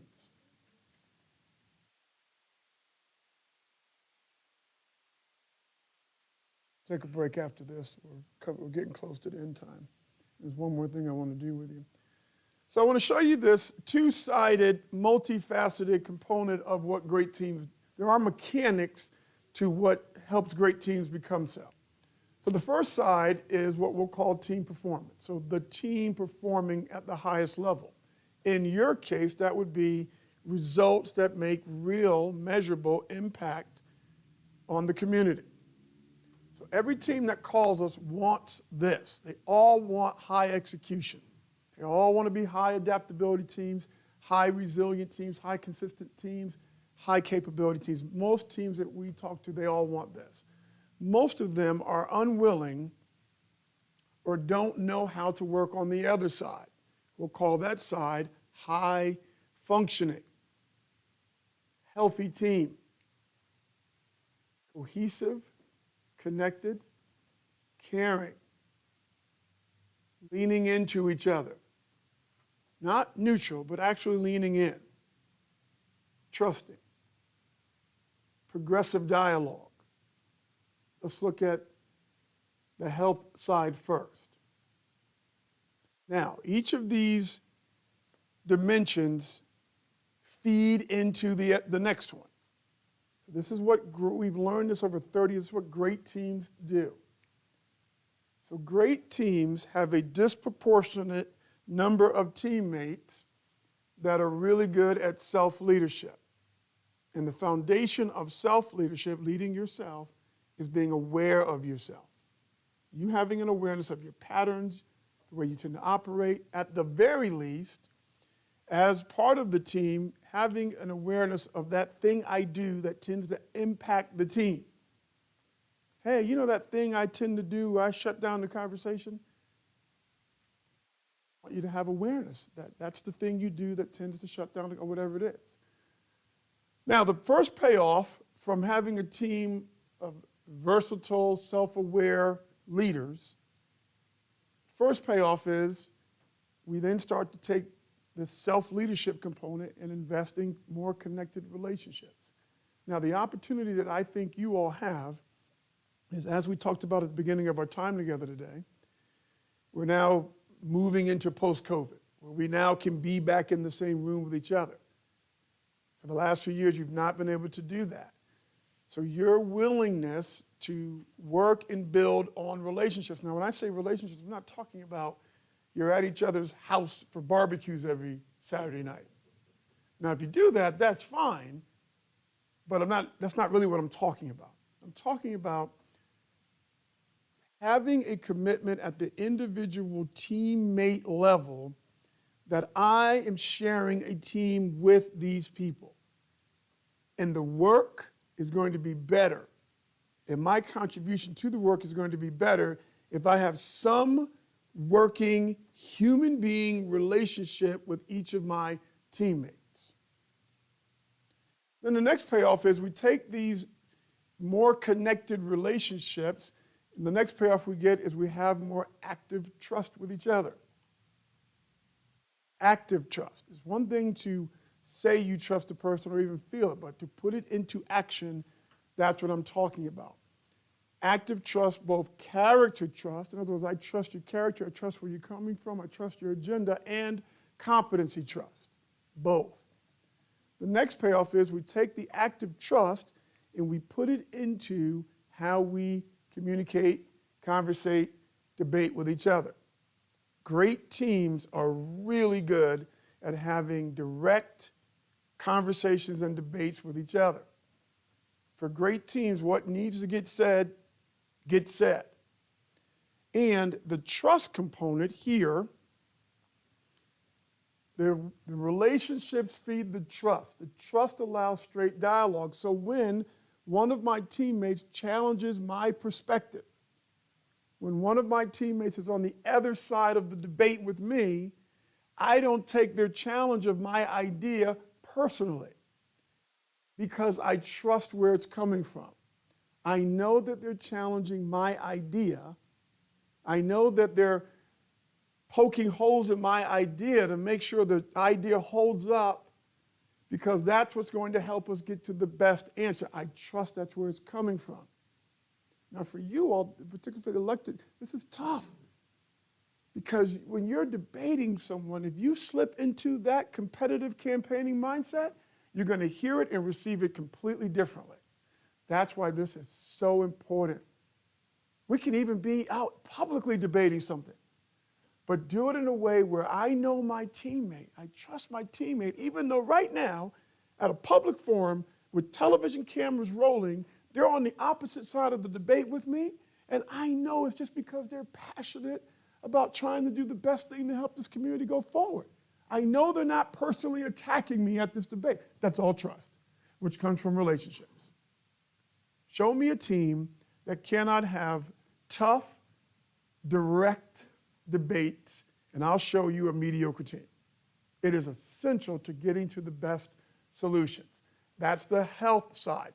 By the way, this is the side that most teams never work on. Now let's look at the results side. The next payoff is we take our ability to have tough, direct debates and conversations, and we now start to put that into our ability to get clear and aligned over and over and over and over and over again. And it has to be clear and aligned, both. And remember, alignment is perpetual. If we get aligned on Monday, something's going to happen on Tuesday. We're going to get realigned again. And if we get realigned on Tuesday, we're going to have to do it again on Wednesday because something's going to shift. So this is perpetual. And then we take the clarity and alignment and we turn it into decisions and binding agreements. These are the little contracts that hold all of this together. Is we take our ability to get clear and aligned, make decisions, binding decisions, form agreements, And that starts to show up in our ability to hold each other accountable as teammates for results and behaviors both. Hey, didn't we have an agreement that we weren't going to triangulate? Didn't we have an agreement? Hold the person accountable. That's the radar gun.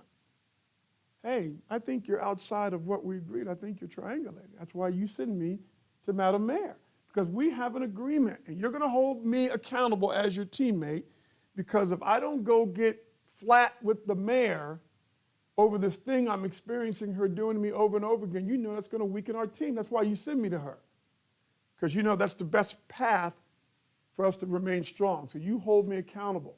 I hold myself accountable. Then we take our strengthened ability to hold each other accountable, and then we start to execute as one. Now we're starting to get real payoff. It's we.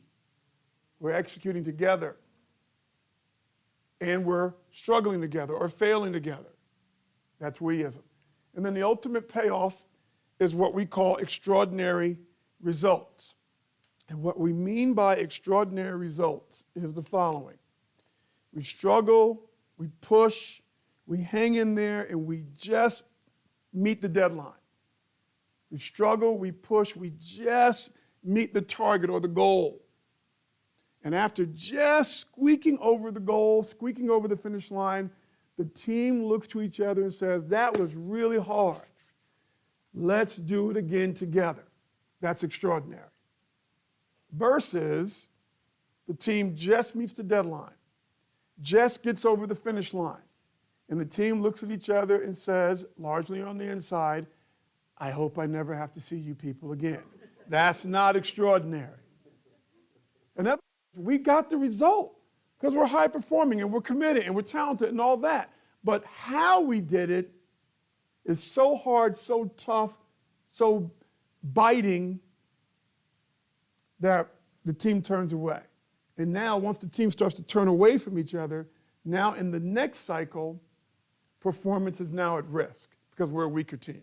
That's not extraordinary. Now, what I like to do, I want to hand out a little sheet for you, and it has everything I just went through, it has it on the sheet, and on the back of it, it has a little way for you to rate your experience. I want you to take it home tonight and bring it back with you tomorrow. I want you to rate. I'm going to send you all the questions. I want you to rate tonight or tomorrow morning this team in each of these 8 dimensions.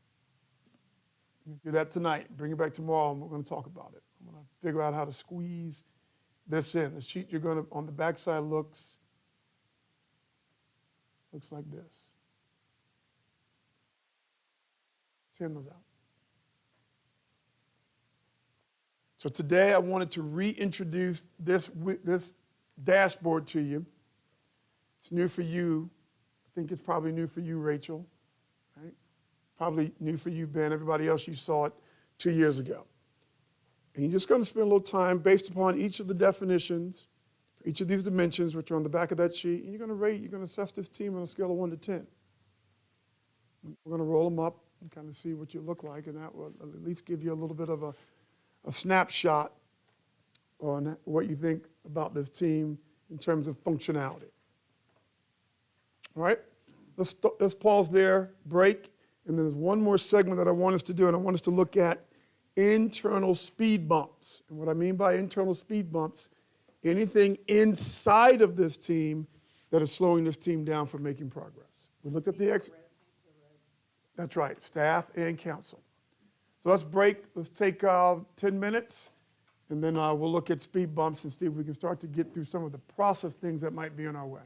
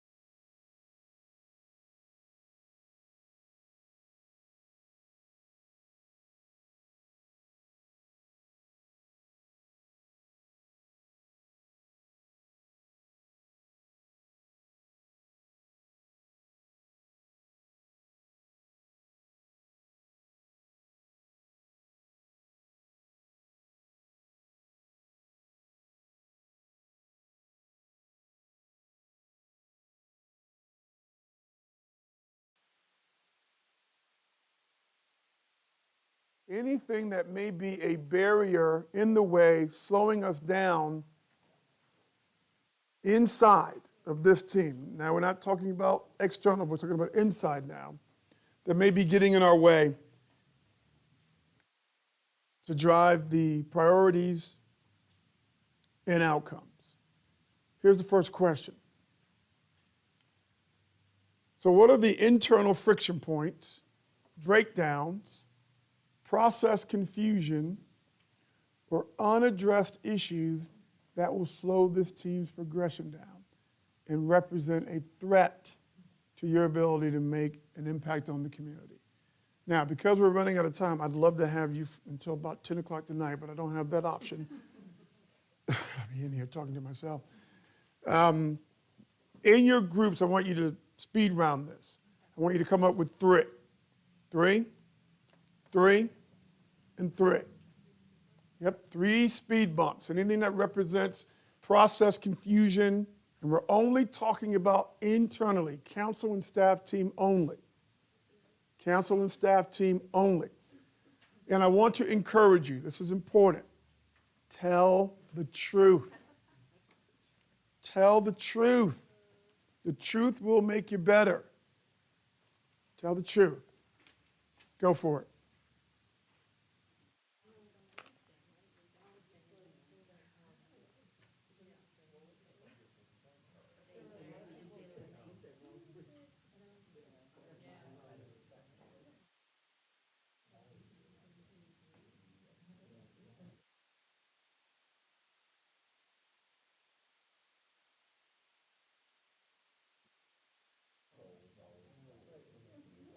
And that the first question is to identify anything that's a friction point internally, council, staff team, friction point, process confusion, anything that's unaddressed or will just slow this team down. Okay? And you're first going to talk about it amongst your 4-person group here. All right?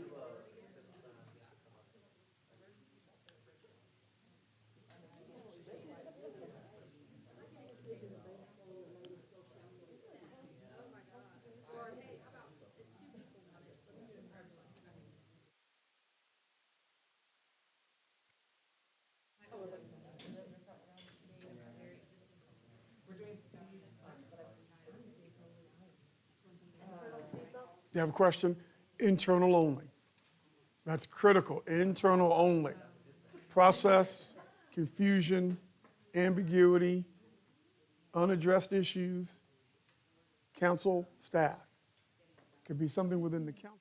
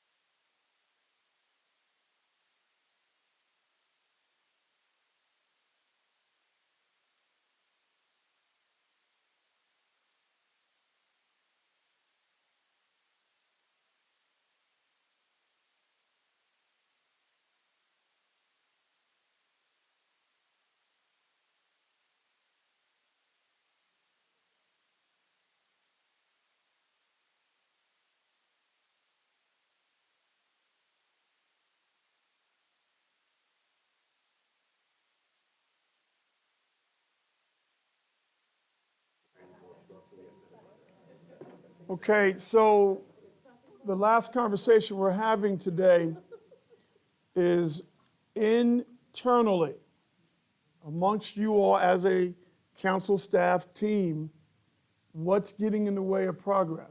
What's slowing you down? Now remember, for a speed bump, not only does it slow you down, but if you don't know the speed bump is there, what happens? You go ripping over the speed bump 50 miles an hour and it tears the car up, and everybody in it. So there could really be a problem. So let's start with this group. What's in the way? So the lack of role clarity, we'll call it role ambiguity, that's a speed bump that's causing things to be slowed down. That's number two. You got that? Number two? So meism is in the way internally. Number three? Lack of trust. Good. Oh, you have number four? Okay. Number four. Changing course midstream. Give me an example of what that would look like.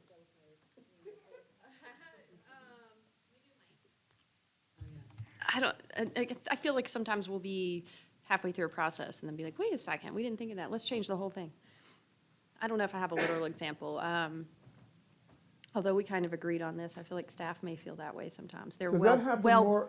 I don't know, maybe it's better said that they're well baked into a process creating something for us, and then they bring it to us and we're like, whoa, wait a minute. Let's flip that upside down. Right.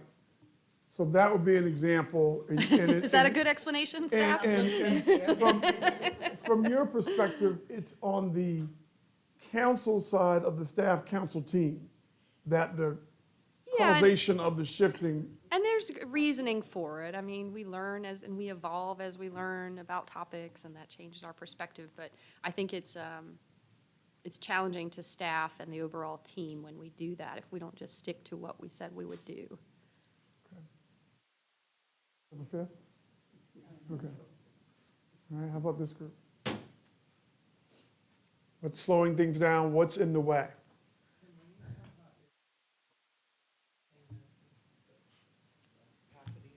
Oh, yeah, I guess I could put that broadly in a bucket of, because we're always in reaction mode, because there's so many needs in our community, we just try to find a way to say a little bit of a yes to everything, and it's hard to say no. And at the end of the day, we're presented with yes or no. So it's like that, I try to be creative and bring stuff to the table. Have we thought on things in other ways? Staff's doing the same thing. We're all doing the same thing, but it's hard to say no when we have so many things that our community wants us to say yes to. So it's hard to prioritize. Okay, so I have a follow-up. So would you be an advocate for, in some cases, it just needs to be no? Well, I'd offer the experience to Ben. I recently asked a question at a council meeting that came up because I saw something in a presentation, and then I heard the response, I don't know, but I'll get back to you. And I was like, oh, great. That's kind of a no, I don't have the answer. All right, let's follow up later. So before we Hey, get to number duly two, I have a noted. follow-up. This is back to limited resources, because I feel like this is part of it. So if you have simple, try to keep it as simple as I can. You got $10, and you have $100 worth of requests. This is kind of the deal, right? I just add commas and zeros, I would get to your challenges here. You have $10. How do you all generally do as a team deciding where you spend the $10 and deciding where you say no to the other $90 worth of requests? How do you all do with this? A lot of that happens at a committee level, right? Like funding initiatives, home and CDBG money, SPF, these kind of things. You don't mean actual dollars, right? Or do you I'm mean just money? using it as an example. Or do you mean, because I think one of the things Kim's talking about is just work capacity, just not even. Thank you. So there's Right, I heard a reason. little bit like the plastic situation. Right.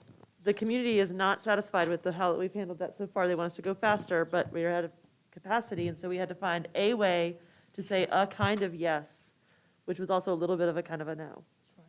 This is our initiative to ban single-use plastic bags that we sprung on the staff, sort of.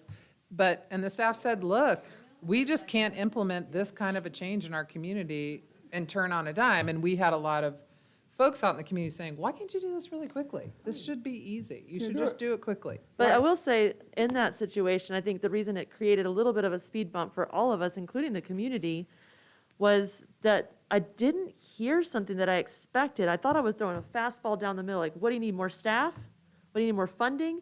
And I just heard like a no.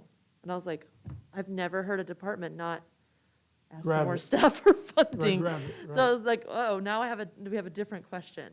Like, if Public Works is gonna ask for Public Works funding and policing are gonna ask for more police funding, and the sustainability department's gonna just say no, I mean, that's good, because we're learning how to say no. And I also was like, wait, are we not gonna level up sustainability? Makes sense, makes sense. I have a direct question for you. I want you to take this one, because I'm going to stay on this limited resource deal. So what are the resources that your team is limited by? We know there's number of bodies, number of people on your team, so you have a people resource limitation, right? There's only so many of you, is that fair? You have budget restrictions, only so many things you can spend money on. Time, last I checked, there's only 24 hours in a day, not 39. Any other resources I'm missing? Time, people, money, any others? I think you got most of them, but I don't think we think enough about employee morale. That when we're having to, I mean, we are really doing some good work on something, and then it's, no, change direction. So sometimes it's not resources, it is passion about the priority that you set for me. I'm getting it done.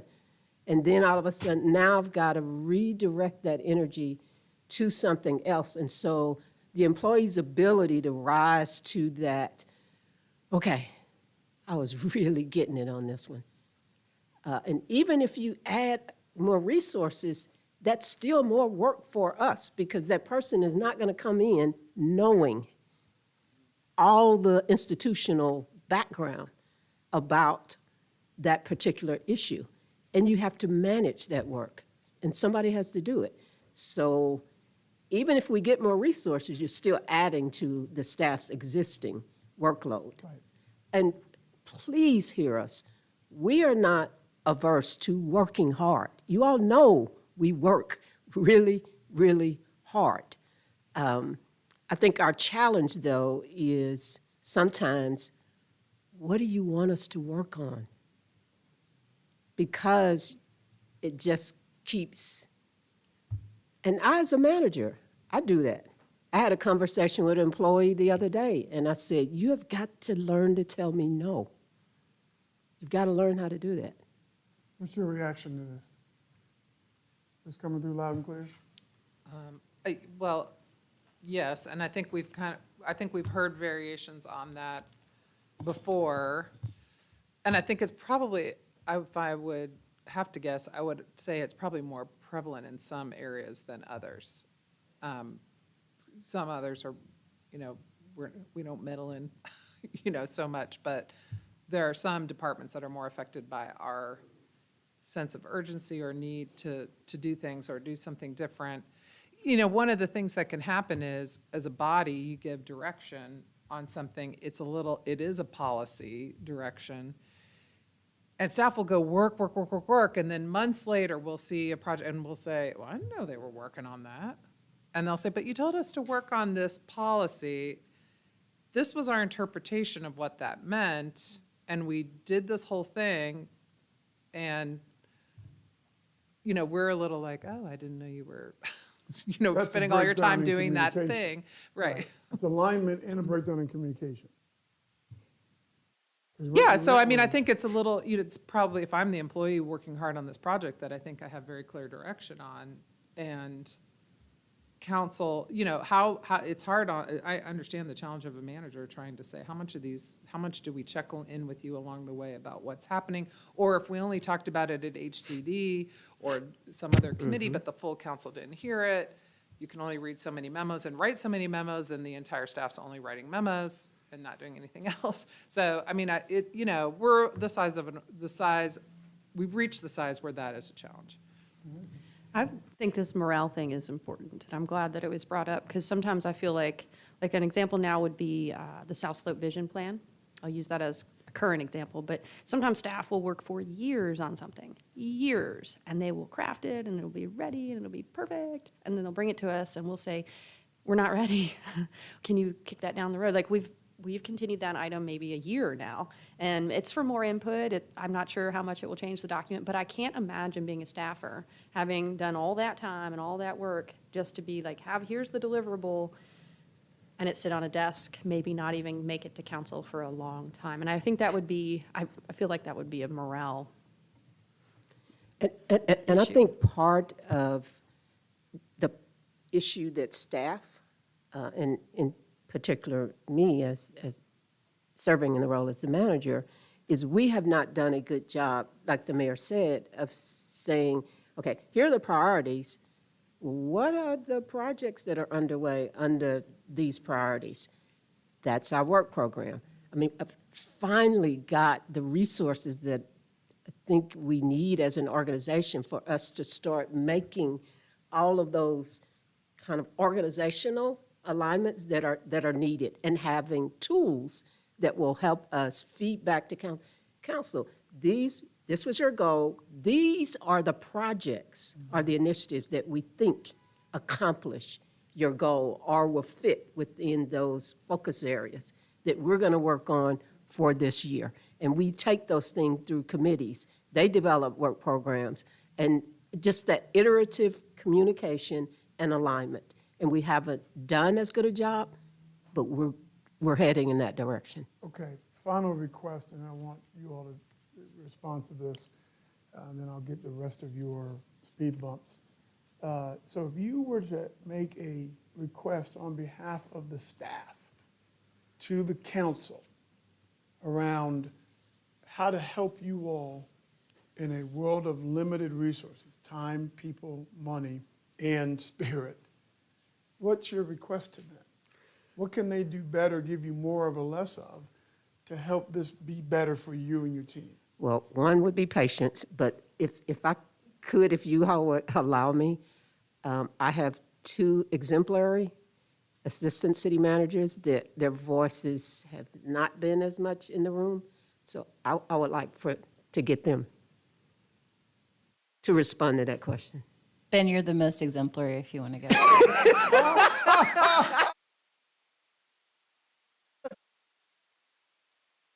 No. Kicked it. I know, right?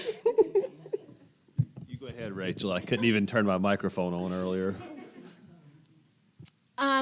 So kind of building off of what Deborah said, we're heading, I think, in the right direction. I think what would be extremely helpful for staff is we're doing projects, programs, and initiatives that we think are aligned with your strategic priorities and ultimately align with the focus areas. It would be helpful to get some framing around when you say neighborhood resilience, for example.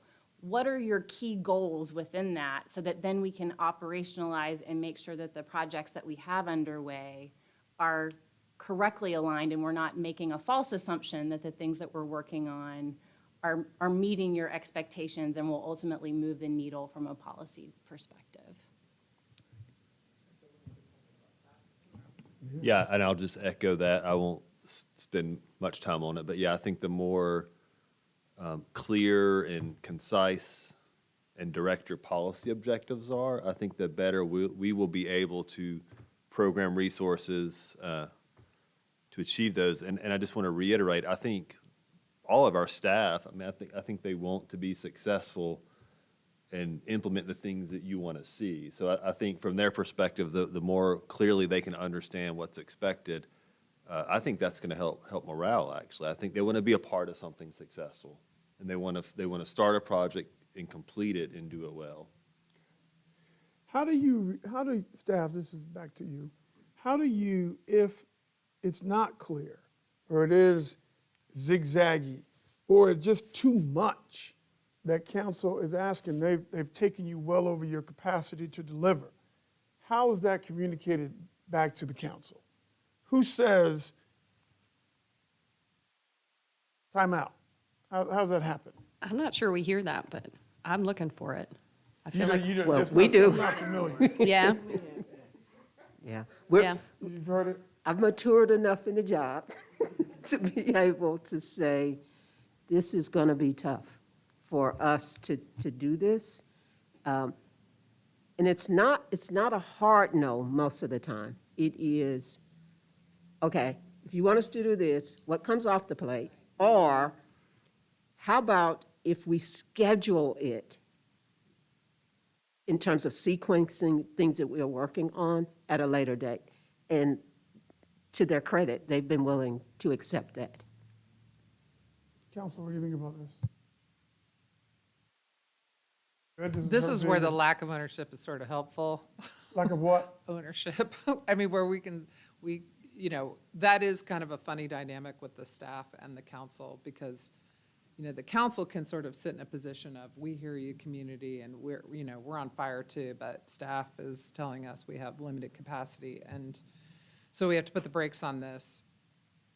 I mean, I still own that. I mean, I try to make sure that I'm not throwing staff under the bus on that. And I think a lot of people understand that. I mean, a lot of people are experiencing their own workplaces, worker shortages, all kinds of issues that they understand we're no different. So they are somewhat understanding that to some degree. To the extent, though, oh, I'm sorry, Kim. To the extent, though, that we could be more communicative with the community and say, that here's our priorities for 2023. This is what we're working on. I'll take note of that for 2024. Well, I do think that when the strategic priorities took a little while to get on the website, but I was able to point people to them.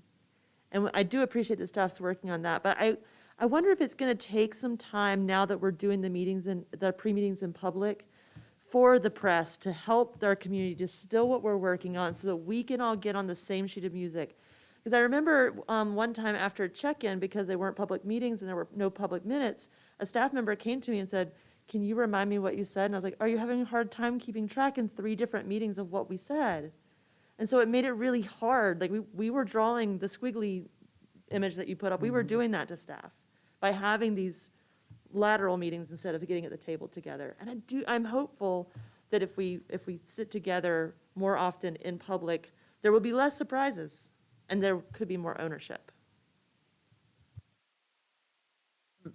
Just to raise another speed bump, and I think there's a great deal of improvement happening around this, but we talked a little bit in our group, and Ben, maybe you want to chime in, but about, kind of old initiatives, things that become a real big issue in the community and percolate all the way to the top and even get a task force and a set of recommendations, and then it's shelved.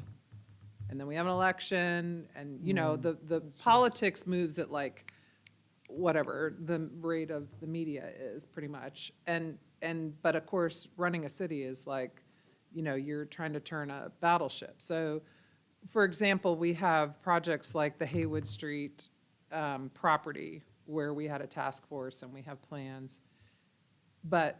It literally was like the topic of one entire election. And now it's not, like, where is that? So I think there's now a effort to really track things so that we don't lose sight of stuff that was really important and we acted on, but now it's kind of in the memory. Sure, and spent a lot of resources on it. And spent a lot of- Time, yeah. money, head count, and then no payoff. And even if it's, we need to check back in. We have a new council. Is this still something you want to move forward with? Maybe you don't, but just some kind of closure, if you will, on things, or reinvigoration of something that we forgot to move ahead with. Okay. What's number 3?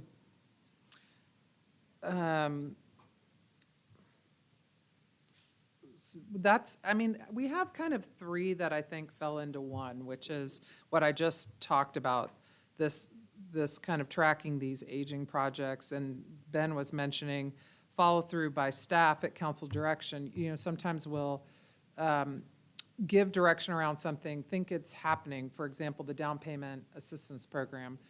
And it turned out when staff tried to go execute it, it was actually really logistically difficult, if not impossible, to do for a local government. And frankly, maybe it should have just stayed with the banks and the credit union or something. But there wasn't, I don't remember kind of an official, hey, bringing this back around to the full council, this is what happened with this, and here's where we land. It may have been discussed, and it sounds like it was, in a subcommittee where maybe 3 council members were there. Just some, whatever happened with that, not having to ask that question. Right. Well, Oh, we talk about that at the multimodal commission every couple months. Like, what was that? Oh, e-scooters.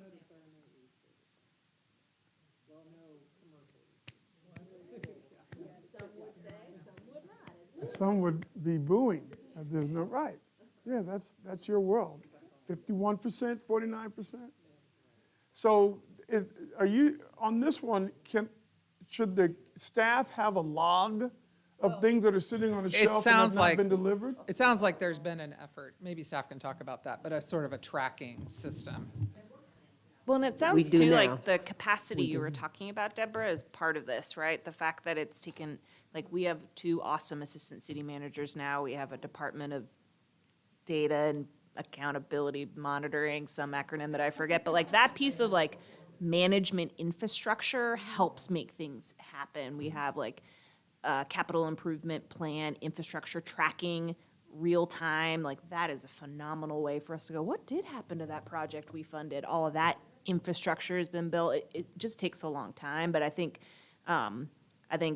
there's like other layers of that to be built out. And I think I like the one that you're pointing to, because I think that might, the loop to the political efforts and the policy conversations might not be as tracked yet.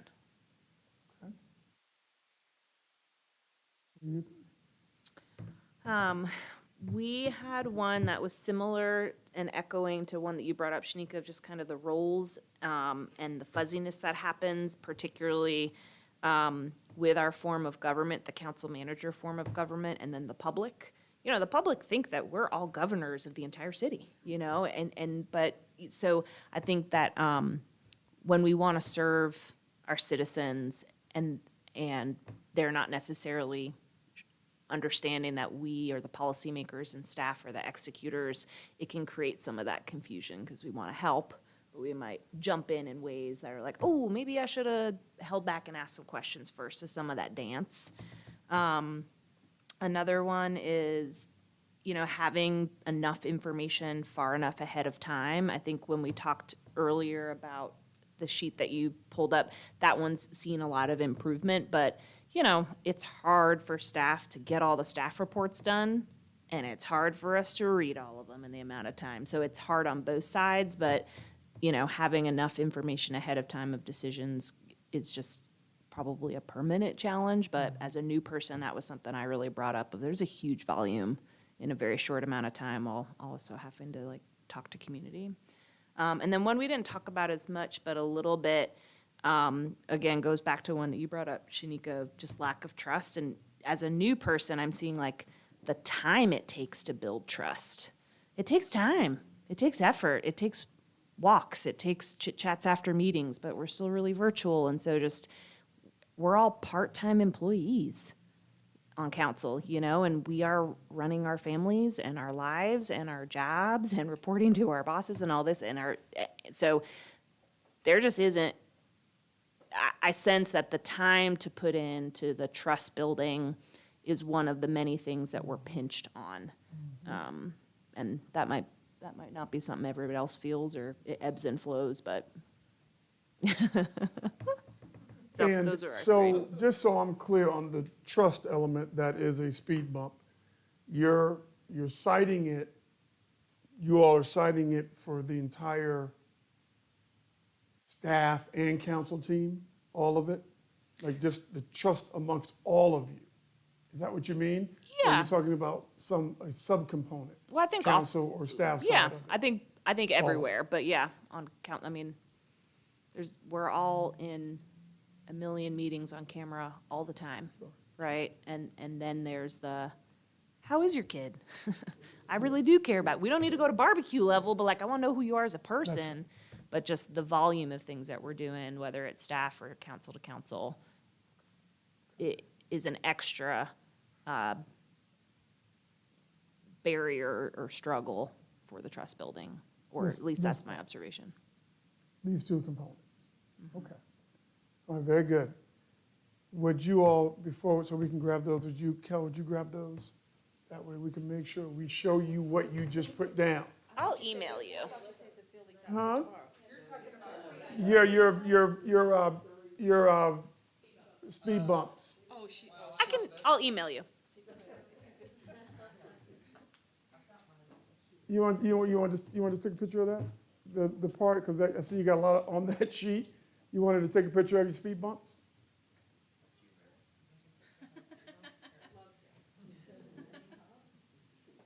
And Maggie, you're going to email her.